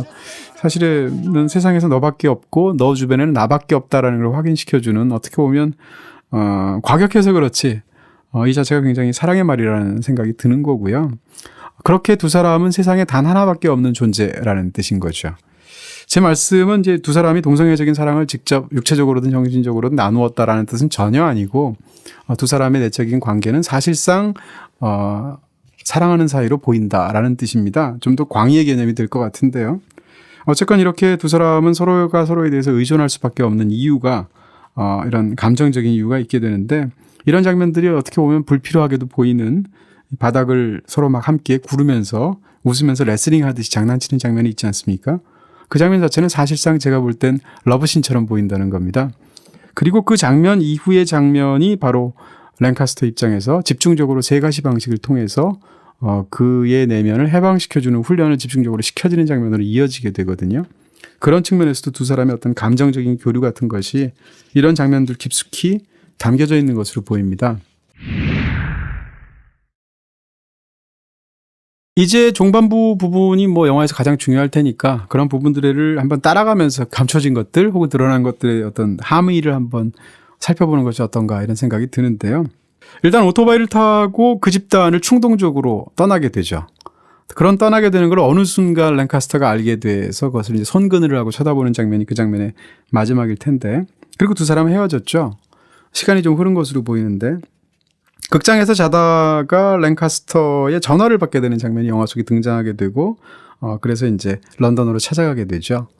근데 그 장면은 이제 보기에 따라서 굉장히 달라 보이는데, 저한테는 그 장면이 완벽하게 꿈으로 보입니다. 그 장면이 꿈이라고 말할 수 있는 이유는 그 전화를 연결해서 극장에서 캐스퍼를 보다가 전화를 끊고 나서 다시 잠에서 깨어나는 장면이 쇼트가 삽입되어 있다는 거예요. 그러니까 다시 말해서 앞에 전화를 받는 장면이 꿈이라는 것에 대한 묘사를 보여주는 쇼트로 그 다음 장면이 보인다는 얘기인데요. 그리고 실제로 두 사람이 런던에서 만났을 때 내 꿈속에서라고 표현을 하면서 본인이 부른 것을 지칭하는 대사가 등장합니다. 그 말인즉슨 극장에서 일어난 일들은 사실은 꿈속에서 사실은 랭카스터가 나를 찾았다라고 본인의 소망이 투사된 꿈을 프레디가 꾼 것처럼 보이는 거죠. 바로 그렇기 때문에 마지막 장면에서 그 인물들은 프레디가 올 것을 예상하지 못하고 있었기 때문에 서로 다른 반응을 보이고 있는 거죠. 일단 스토리상으로는 그렇게 보이고요. 그리고 그때 꿈속에서 랭카스터가 뭐라고 프레디한테 말을 하는가라는 부분인데, 랭카스터가 이렇게 말을 하죠. 네가 꼭 필요한 일이 있어. 미친 사람들을 고쳐주는 일이야. 이렇게 말을 하게 되는데, 이 말을 뒤집어서 얘기를 하면 이 일은 원래 랭카스터가 프레디한테 해준 일이라는 거죠. 다시 말해서 이제는 네가 마스터의 역할을 수행해달라라는 요청이라는 겁니다. 그러니까 실제로 런던에 가서 두 사람이 했던 이야기 혹은 그 이후에 바에서 여자를 만나서 했던 이야기들을 보시게 되면 그 이유는 이후는 제가 말씀드린 것처럼 사실상 마스터가 했던 일들을 프레디가 수행하는 쪽으로 변화가 되게 되죠. 그리고 또 한 가지는 그때 그 캐스퍼를 보고 있었다는 건데요. 만화 영화. 그 캐스퍼에서 들리는 대사가 이런 대사입니다. 보고 있었던 영화의 장면이 X표가 되어 있는 곳에 보물을 묻어놨는데 선장은 지금 배를 떠나면 안 되기 때문에 내가 대신할게. 이런 대사였습니다. 그 말인즉슨 선장인 마스터가 지금 보물을 찾는 일을 못하고 있으니까 내가 선장의 역할을 수행하겠다라는 대사라는 거죠. 그러니까 이 대사 역시도 마스터 역할을 대신 수행하는 의미가 있다는 얘기입니다. 그러니까 지금 말씀드린 두 가지 장면은 실제로 랭카스터가 한 말이 아니죠. 프레디의 꿈속에서 자신의 상상이 투여가 된 건데, 이런 상상조차 사실은 프레디가 랭카스터를 영원히 떠날 수밖에 없는 그런 내적 심리를 담고 있다는 얘기죠. 이 영화를 전체적으로 보면 두 번의 장면을 통해서 사실은 이 프레디가 두 번의 치료를 받는 과정이라고 볼 수 있습니다. 처음에 그 군의관처럼 보이는 그 전쟁에서의 상흔을 진료하는 장면들이 나오게 되는데, 그때 굉장히 이상한 대화를 하죠. 하나는 뭔가 하면 미리 알고 있는 의사가 물어봅니다. 자네 환상을 본다면서 이렇게 하니까 환상이 아니고요. 꿈입니다. 라고 하면서 아버지와 어머니와 함께 고향에서 웃으면서 술 마시는 꿈 얘기를 합니다. 우리가 알고 있는 프레디는 이런 일을 현실에서 겪은 일이 별로 없겠죠. 왜냐하면 집안이 엉망진창이었고 그것이 이 인물의 붕괴의 하나의 어떤 원인을 제공했기 때문에, 그래서 이제 영화 속에서는 꿈인 건데, 굳이 의사는 그걸 환상이라고 표현하는데 굳이 프레디는 그것이 환상이 아니고 꿈이다라고 정정을 하고 있죠. 그 영화 속에서 런던에 갔을 때 메리가 몰아붙일 때 나에게 꿈이 있었는데 라는 식으로 이야기를 하게 되고, 이 인물은 끊임없이 꿈을 꾸는 인물로 영화 속에서 묘사가 되죠. 다시 말해서 그 일들을 환상이라고 보고 있는 군 정신과 전문의와 그게 환상이 아니고 꿈이다라고 말을 자리매김을 하고 있는 프레디 사이에서는 그 얘기 화합할 수 없는 바라보는 시각의 차이가 있다는 얘기죠. 당연히 그 치료는 이루어질 수가 없겠죠. 그리고 나서 이제 후반부의 치료는 뭐 당연히 이 영화가 집중적으로 묘사하고 있는 랭카스터의 치료라고 할 수 있을 겁니다. 근데 그런 랭카스터조차도 마지막 순간에 런던에서 두 사람이 나누는 대화를 생각을 해보시면 이렇게 프레디가 물어보게 되죠. 꿈에 우리가 어디서 만난지 안다고 했죠? 라고 말을 하니까 랭카스터는 거기에 대해서 되돌아가서 기억해냈지 라고 이야기를 하고 있습니다. 그러면서 프러시아 군들, 프로이센 군들이 이렇게 사방을 포위하고 있을 때 파리에서 자기들이 전서구를 날려서 비둘기를 날려서 그 통신병으로서의 역할을 우리들이 너무 완벽하게 수행했다. 이런 말들을 하게 되죠. 근데 이 질문과 응답은 굉장히 이상해요. 왜냐하면 질문한 사람은 꿈 얘기를 하고 있는데 대답을 하고 있는 랭커스터는 기억을 얘기하고 있다는 얘기죠. 근데 기억을 얘기한다는 것은 코즈의 이 신앙 체계하고는 맞습니다. 왜냐하면 전생의 기억을 떠올리는 거니까. 그렇지만 그걸 프레디는 아직도 본인은 꿈 얘기를 하고 있는 거라고 생각을 하고 있다는 얘기죠. 다시 말해서 첫 번째 정신과 전문의는 상대방의 꿈을 인정하지 않고 그걸 환상이라고 얘기했던 사람이고 두 번째 진료를 하고 있는 랭카스터 입장에서는 상대방의 꿈이 아니라 그것은 기억이라고 말을 하는 사람이라는 거죠. 그러니까 랭카스터와 그렇게 내밀한 관계를 가지고 서로 소통하는 사이였음에도 불구하고 마지막 지점에 이르게 되면 결국은 그것을 꿈으로 생각하는 사람과 기억으로 생각하는 사람 사이에서의 근본적인 차이가 있을 수밖에 없다라는 얘기입니다. 그런 의미에서 이별의 순간은 마침내 역시 또 도달할 수 있는 거죠. 그리고 그때 이야기를 할 때 65번의 시도 중에 우리는 2번 빼고 전부 다 성공했어 라면서 자랑스럽게 이야기를 하게 되는데 그렇을 수도 있고 아닐 수도 있지만 저한테는 어떻게 들리냐면 그 2번의 실패는 바로 프레디의 2번의 사랑의 실패처럼 저한테는 느껴지기도 합니다. 그런 부분에서도 또 그냥 들리지는 않는 건데요. 어찌됐건 그러면서 이 영화에서 가장 슬픈 장면이라고 할 수 있는 Boat to China 노래를 어느 순간 바로 필립 시모 호프만이 랭카스터로서 부르는 장면이 있게 되죠. 그 가사는 그렇습니다. 중국에 당신과 함께 가고 싶은데 혼자서 중국에 가야만 하네라는 어떤 사람의 심정을 담은 그런 노래를 슬프게 혼자 랭카스가 그 앞에서 부르게 되고 그 노래를 듣고 있는 주인공인 프레디는 눈물을 흘리는 굉장히 슬픈 장면인데요. 근데 우리는 이미 이전에 중국에 혼자 간 사람의 이야기를 알고 있습니다. 바로 도리스를 떠나서 중국에 혼자 갈 수밖에 없었고 그렇게 간 경험 때문에 인생의 모든 것이 뒤틀리게 되고 가장 순수했던 무엇을 망쳐버린 어떤 사람의 이야기인데 그것은 바로 프레디의 얘기죠. 그러니까 그런 순간에 그 노래를 부를 때 당연히 프레디가 떠올린 것은 도리스에 관한 기억이었을 것이고 다시 말해서 이 이야기는 결국 중국에 혼자 가는 바람에 망치게 된 어떻게 보면 망실되어 버린 2번의 이별을 포함한 사랑 이야기처럼 저한테는 보인다는 이야기입니다. 또 하나 이와 관련해서 이제 흥미롭게 느껴지는 것은 프레디가 극 중에서 눈을 감는 순간과 눈을 뜨는 순간의 대비라는 측면에서 영화적으로 흥미로운 부분들이 있다는 것입니다. 일단 영화에서 포마를 제외하고 최초로 등장하는 프레디의 첫 셔츠가 이 철모를 쓴 상태에서 햇빛 때문에 눈을 뜨는 것이 힘겨워서 까무룩하게 눈을 감았다 떴다 깜빡깜빡 하는 모습이 이 영화의 최초의 프레디의 이미지라는 거죠. 일단 아까도 제가 굉장히 길게 말했던 그 선실에서의 대화를 보시면 대화의 조건 자체가 대답을 하는 사람이 눈을 뜨고 있어야 된다라는 요구를 하게 되죠. 그렇게 해서 집중적으로 이 랭카스터가 질문을 하게 되는데요.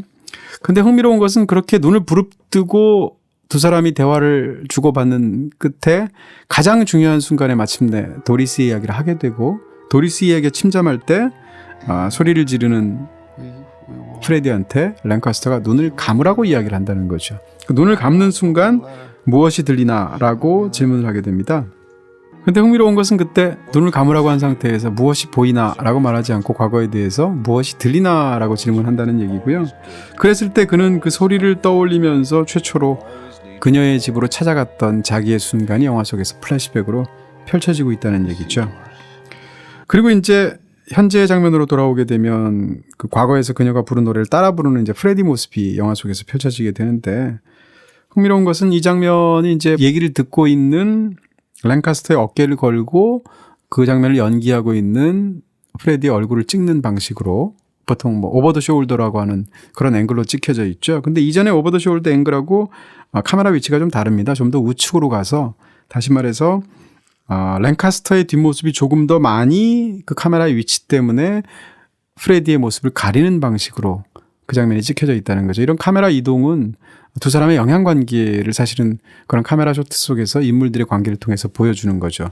다시 말해서 두 사람이 그 대화를 나누기 전까지는 서로에게 대해서 큰 친밀감도 사실은 못 느꼈고 그런 상황에서 그 결정적인 대화가 두 사람에게 작용한 것을 시각적인 어떤 위치를 통해서 보여주는 쇼트라고 할 수 있을 것입니다. 그렇게 랭카스터는 프레디를 결정적으로 눈을 감게 하는 사람이죠. 눈을 감게 하고 과거에 가장 순수했던 기억 속으로 돌아갈 것을 이렇게 요청하는 사람이라고 한다면, 정반대로 극 중에 에이미 애덤스가 연기하는 메리는 끊임없이 이 프레디를 깨우는 사람으로 영화 속에 등장한다는 거죠. 취해 있거나 잠을 자고 있거나 하면 항상 들어와서 깨우는 방식으로 이 메리의 행동들이 보이게 되는데, 계속 이런 얘기를 하게 되죠. 메리는 나는 당신이 미래에 좀 목표를 뒀으면 좋겠다 라든지 이런 방식을 하게 되는데, 마지막 순간에 런던에서 세 사람이 재회하는 장면을 보게 되면 메리는 이미 프레디에 대한 모든 기대 같은 것을 전혀 안 하는 것으로 보이고, 그런 상황 속에서 안색이 참 안 좋아 보이는데 좀 나을 수는 없나요? 라고 하니까 프레디가 이렇게 얘기하죠. 그게 그냥 납니다. 이렇게 얘기하니까 메리가 제대로 살아가는 게 힘들죠. 뭘 원해요? 이렇게 물어볼 때 역시 다시 프레디는 모르겠습니다. 꿈이 있었어요. 라고 말을 하게 되죠. 이때 꿈이 있어요가 아니고 꿈이 있었어요. 라고 과거로 얘기한다는 것이고, 꿈이 있었다는 얘기는 지금은 꿈이 없다는 얘기를 뒤집어서 한 얘기인 거죠. 그러니까 이제 마지막 순간에 메리는 그 얘기까지 듣고 나서 당신은 나을 생각도 안 하니까 이젠 당신이 필요 없다라는 말을 하게 되고 바깥으로 나가게 됩니다. 다시 말하면 이 이야기는 이 모든 일들을 거쳐서 프레디가 엄청난 교훈을 얻거나 더 나은 사람으로 훨씬 더 도약을 했거나 아니면 완전히 달라진 사람이 된 이야기가 아니라는 이야기입니다. 결국은 그냥 그 사람은 이 모든 일에도 불구하고 그냥 그대로 남아있게 된 사람의 얘기라는 얘기고요. 그런 의미에서 본다면 어떻게 보면 내적인 성장 영화가 아니라 내적인 반성장의 드라마처럼 보이는 부분들이 있다는 것이죠. 바로 그런 부분을 런던에서 랭카스터가 이런 말을 통해서 얘기를 하죠. 자넨 뱃사람이니까 이제 원하는 대로 가게. 발붙일 곳 없는 망망대해로. 그러면서 이런 얘기를 하죠. 그 어떤 마스터도 섬기지 않고 사는 방법을 자네가 발견했다면 다른 사람들한테도 알려주겠나? 아마도 자네가 최초의 인물일 테니까 라는 굉장히 인상적인 대사를 하게 되는데요. 기본적으로 이 사람은 이 랭카스터를 만나기 전부터 뱃사람이었습니다. 해군이기도 했고 또 뱃사람의 어떤 그런 떠도는 것들로 전반부에 집중적으로 묘사가 되었으니까. 근데 이 모든 일을 겪고 나서 헤어지는 순간에도 랭카스터는 그냥 그때 그 뱃사람으로 규정하고 있다는 얘기죠. 결국은 이 인물이 어떤 이 모든 일들에도 불구하고 완전히 다른 단계로 도약한 것은 전혀 아니다라는 이야기고요. 자, 그를 통해서 결국은 두 사람은 헤어지게 되는 거죠. 말하자면 이 모든 이야기의 끝에서 프레디는 치유된 것이 아니라 이 모든 여정의 끝에서 말하자면 치유 자체를 단념하고 스스로를 원래 그대로 받아들이면서 내려놓게 되었다. 이렇게 저한테는 이야기가 보이고요. 바로 그렇기 때문에 이 영화가 많은 분들에게 이렇게 보시는 분들에게 확실한 해답을 주기보다는 대체 이게 무슨 이야기인가에 대한 어떤 혼란을 후반부가 안기고 있다는 거죠. 그러니까 결국은 이 영화는 영화 자체도 그렇고 인물 자체도 이게 해답이야. 이 영화의 결말은 이거야라는 것을 안겨주면서 말끔하게 손 털고 일어나는 스타일의 이야기는 전혀 아니라는 것이죠. 그 모든 혼란과 수수께끼를 그대로 아는 채 어떻게 보면 시작한 자리에서 마찬가지의 방식으로 끝나게 되는데, 그 시작한 자리는 바로 초반의 장면 그리고 맨 마지막 쇼트에서 기억하듯이 그토록 찾아 헤맸던 여인이 아니라 자신이 만들어낸, 심지어는 거기다가 굉장히 장난스럽게 음탕한 행동을 하기도 했던 그런 모래로 만든 여인 속에서 눈을 감은 채 옆에 누워있는 프레디의 모습을 보여주는 것이 영화의 마지막 장면이라는 것입니다. 자, 그런 의미에서 이 영화의 제목이 왜 마스터인가를 조금 생각해 볼 필요도 있지 않을까 싶습니다. 예를 들면 제목이 마스터가 아니라 예를 들어서 영어라면 어프렌티스, 그러니까 무슨 배우는 어떤 사람, 연습생 이렇게 할 수도 있고요. 또는 방랑자에서 드리프터 이렇게 말할 수도 있겠죠. 근데 The Apprentice라고 하지도 않고 The Drifter라고도 하지 않고 제목이 더 마스터라는 거죠. 근데 이 마스터는 아까 말씀드린 것처럼 영화의 한 중반부까지는 확고히도 랭카스터를 지칭하는 영화 말처럼 보이지만 중반부에 이르게 되면 그 말을, 그 역할을 그대로 승계하게 되는 바로 주인공인 프레디를 지칭하는 말처럼 보이기도 한다는 거죠. 그런 의미에서 마지막에 어떤 마스터도 섬기지 않고 사는 법을 알게 되면 알려달라고 하고, 그게 아마 네가 최초의 인물이 될 테니까라고 한 말이 인상적으로 들리게 되는 건데요. 다시 말해서 이 영화는 우리 삶에서 어떤 종류의 마스터이든 그게 마스터 없이 사는 것이 과연 가능할까? 라는 질문을 하는 영화이기도 하고, 반면에 스스로를 치유하고 싶기도 하고, 또 삶이 너무 고통스럽기도 하고, 그렇게 삶을 살아가는 세상을 조금 더 살기 쉽게 용이한 것으로 받아들이게 하기 위해서 우리가 자발적으로 추종하는 그 무엇에 관한 그런 이야기처럼 보이기도 하고요. 또는 혹은 뒤집어서 우리가 그렇게 생각했던 그렇게 모셨던 대상의 한계에 대해서 쓸쓸하게 반추하는 그런 영화처럼 보이기도 한다는 거죠. 흥미로운 것은 마지막 장면에 이르러서 바에서 만난 여자와 프레디가 육체적인 관계를 갖는 장면인데요. 사실 이 인물은 초반부터 굉장히 음탕한 말을 많이 하고 계속 여자들한테 성적인 접근을 그것도 굉장히 건달 같은 방식으로 했던 인물이죠. 근데 가만히 생각해 보시면 영화 속에서 그는 단 한 번도 섹스를 한 적이 없습니다. 맨 마지막 장면에 이르러서야 최초의 극 중에서 육체적인 관계를 가지는 장면이 그 장면이 되게 되는데요.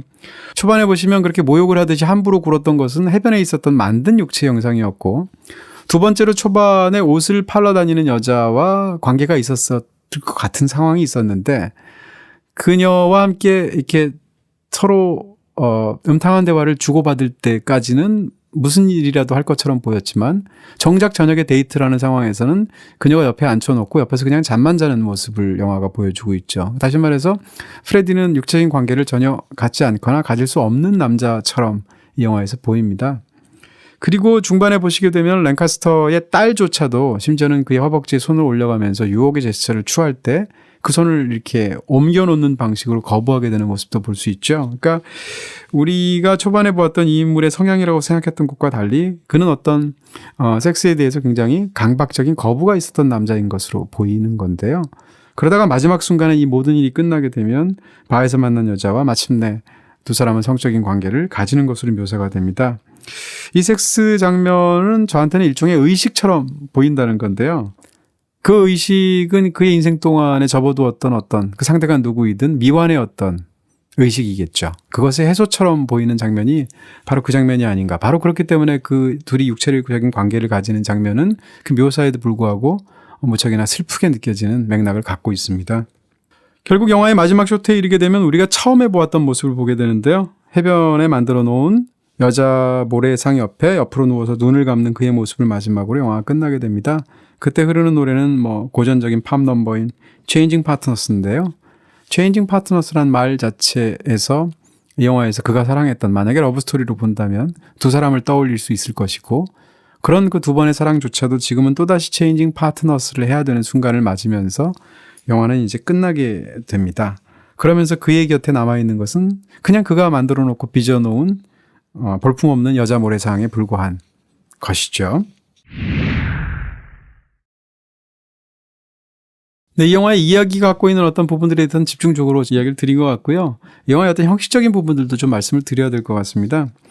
폴 토마스 앤더슨은 형식적인 측면에서도 언제나 창의적이고 또 세심하고도 그런 뛰어난 영화 예술가라고 말할 수 있을 것 같은데요. 당장 떠오르는 장면들만 해도 부기나이트의 첫 번째를 열었던, 그 오프닝을 열었던 그 굉장한 롱테이크 오프닝 장면이 있었고요. 또 매그놀리아 프롤로그에서도 오래된 그 뉴스릴 같은 효과를 내면서 세 가지 에피소드를 붙여내는 방식이라든지 이런 부분들이 당장 떠오르게 됩니다. 또는 평자에 따라서는 우리가 이제 옆으로 길쭉한 2.35대 1의 시네마스코프 비율을 가장 잘 쓴 영화가 우리는 흔히 보통 장대한 스펙타클을 보여주는 아라비아의 로렌스 같은 영화를 떠올리게 되는데 그게 아니라 오히려 펀치 드렁크 러브다 이렇게 말하는 사람도 있습니다. 펀치 드렁크 러브는 말하자면 로맨틱 코미디이고 폴 토마스 앤더슨이 만든 영화인데 그 옆으로 길쭉한 그 넓은 화면을 통해서 오히려 인물의 불안이라든지 이 남아있는 어떤 그런 부분들을 그 여백을 통해서 굉장히 절묘하게 묘사하고 있다는 얘기인데요. 이처럼 폴 토마스 앤더슨이 갖고 있는 어떤 형식적인 예민한 그런 창의성은 항상 영화를 보면서 기대되는 측면이 아닐 수 없다는 거죠. 이 마스터는 일단 기본적으로 촬영 자체가 굉장히 아름답습니다. 그리고 화면의 질감 자체도 무척이나 매혹적이라는 생각이 드는데 기본적으로 이 영화는 65mm 필름 포맷으로 촬영이 되었습니다. 지금 같은 그런 디지털 영화 시대에 필름을 사용해서 찍었고 필름 자체도 35mm 필름처럼 일반적으로 찍는 게 아니라 거의 쓰지 않는 65mm 필름으로 찍었다는 얘기인데요. 어떻게 보면 영화를 찍기가 굉장히 쉬워진 시대에서 말하자면 경박 단소의 시대로 가고 있는 그런 시대인 셈인데 그런 시대적인 어떤 영화를 만드는 방식과 정반대로 영화를 일부러 어렵게 만들었다고 볼 수도 있을 것 같아요. 65mm 필름이나 70mm 필름으로는 지금 영화를 거의 안 찍기 때문에 심지어는 이 마스터가 나왔을 때 그런 방식으로 촬영된 게 미국 영국 영화에서는 16년 만이었다고 하고요.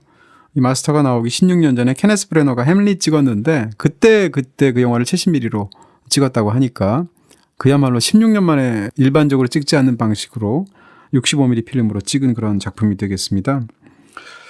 이 영화의 전체적인 질감은 뭔가 이렇게 폴 토마스 앤더슨 입장에서는 특별하게 뭘 이렇게 DI 작업을 하거나 아니면 특별한 세팅을 하거나 이렇게 하지 않아도 뭔가 굉장히 오래된 것처럼 느껴지면서 인물과 이야기에 딱 어울리는 느낌 뭐 이런 걸 원했다고 하고요. 바로 그런 의미에서 처음에는 65mm 필름으로 일부만 찍고 나머지는 35mm를 찍으려고 했는데 찍다 보니까 이제 그런 질감이 더 좋게 느껴져서 무려 65mm로 전체 분량의 85%를 찍어서 이 영화가 완성이 됐다는 후일담이 있습니다. 편집도 요즘은 다 디지털로 하는데 이 영화는 편집조차도 필름을 일일이 잘라서 그것을 편집한 그런 뒷얘기들이 있고요. 65mm 카메라 같은 걸 쓰게 되면 기본적으로 이 카메라가 굉장히 무겁고 크기 때문에 움직이기가 어렵습니다. 그러니까 예를 들어서 스테디캠 같은 그런 효과를 줄 수가 없고 그리고 또 카메라가 크기 때문에 무겁고 움직이기가 어렵고 소음이 심하게 되거든요. 근데 이 모든 단점에도 불구하고 이 카메라를 일부러 쓰는 거죠. 그래서 오히려 카메라를 그 촬영하는 방식에서 생겨나는 어떤 제한적인 움직임, 뭐 오래되고 좀 거추장스러운 느낌 이런 것 자체가 오히려 이 영화의 핵심적인 느낌하고 맞다고 생각하는 것입니다. 폴 토마스 앤더슨 영화 전체 작품 세계에서 이 작품이 차지하는 위치나 일반적인 폴 토마스 앤더슨의 작품 세계에 대해서도 어느 정도 말씀을 드려야 될 것 같은데요. 일단 폴 토마스 앤더슨 영화가 제 기준으로 보면 점점 더 이야기들이 모호해지고 난해해지고 있는 것 같습니다. 그리고 점점 더 조용해지면서 어두워지는 듯한 느낌들도 있고요. 경향적으로. 다 그런 것은 아니지만. 그리고 초기에 폴 토마스 앤더슨 영화들이 갖고 있는 감상적인 느낌이 분명히 있었죠. 그래서 매그놀리아 같은 작품을 상대적으로 덜 높게 평가하는 그런 평론가들도 있는데 저는 이제 그 영화를 굉장히 좋아하는데요. 근데 초반과 달리 이런 감상적인 터치 같은 것이 폴 토마스 앤더슨 영화에서 점점 더 사라져가고 있는 것도 사실인 것 같습니다. 어쨌건 이 전체 이 폴 토마스 앤더슨의 필모그래피에서 이 영화랑 가장 비교할 만한 작품은 제가 볼 땐 또 다른 걸작이라고 할 수 있는 데어 윌 비 블러드일 것입니다. 이 데어 윌 비 블러드와 이 영화는 저한테는 심지어는 거의 2부작처럼 보이기도 합니다. 부분적으로 어떤 측면에서. 일단 두 영화 모두 공통점이 있는데 어떤 공통점이 있냐면 아무것도 믿지 않은 채 그것을 추구해 나가는 어떤 인물의 황폐하고도 텅 빈 내면을 응시하는 그런 작품이라는 공통점이 있다는 얘기고요. 그리고 또 연기 스타일이라든지 혹은 이 전작에서도 신흥 종교와의 관계가 굉장히 중요하고요. 그리고 또 황폐한 내면에 대한 캐릭터 탐구라는 측면에서도 두 작품이 공통점이 있어요. 두 사람은 또 일단 영화 음악가가 같죠. 그 라디오헤드의 조니 그린우드가 두 편 다 영화 음악을 맡고 있고요. 단번에 두 영화를 보시면 알 수 있는 공통점 중에 하나는 둘 다 주인공이 비호감이라는 공통점도 있습니다. 근데 이때 이전 영화들에서 부기나이트라든지 매그놀리아 같은 작품을 보면 주인공이 나쁜 짓을 해도 이게 마음이 안 가는 스타일은 아니거든요. 근데 이 데어 윌 비 블러드나 마스터 같은 영화를 보시게 되면 그런 감상적인 어떤 터치를 뺐기 때문에 주인공의 행동이 어떤 부분에서 굉장히 이해가 가지 않는 비호감 캐릭터로 다가오는 그런 부분들이 분명히 있습니다. 그리고 두 영화 모두 다 스스로 예언자로 자처하는 어떤 하나의 종교 분파를 만들어낸 인물이 등장한다. 이렇게 얘기할 수도 있을 것 같고요. 데어 윌 비 블러드와 마스터는 두 편 모두 현대 미국을 이룬 어떤 보이지 않는 힘 이런 것에 대해서 숙고하는 정말 대담하고 야심 넘치는 그런 작품이라고 말할 수 있을 것입니다. 반면에 마스터의 설정과 구조는 부기나이트랑 굉장히 비슷한 측면이 있습니다.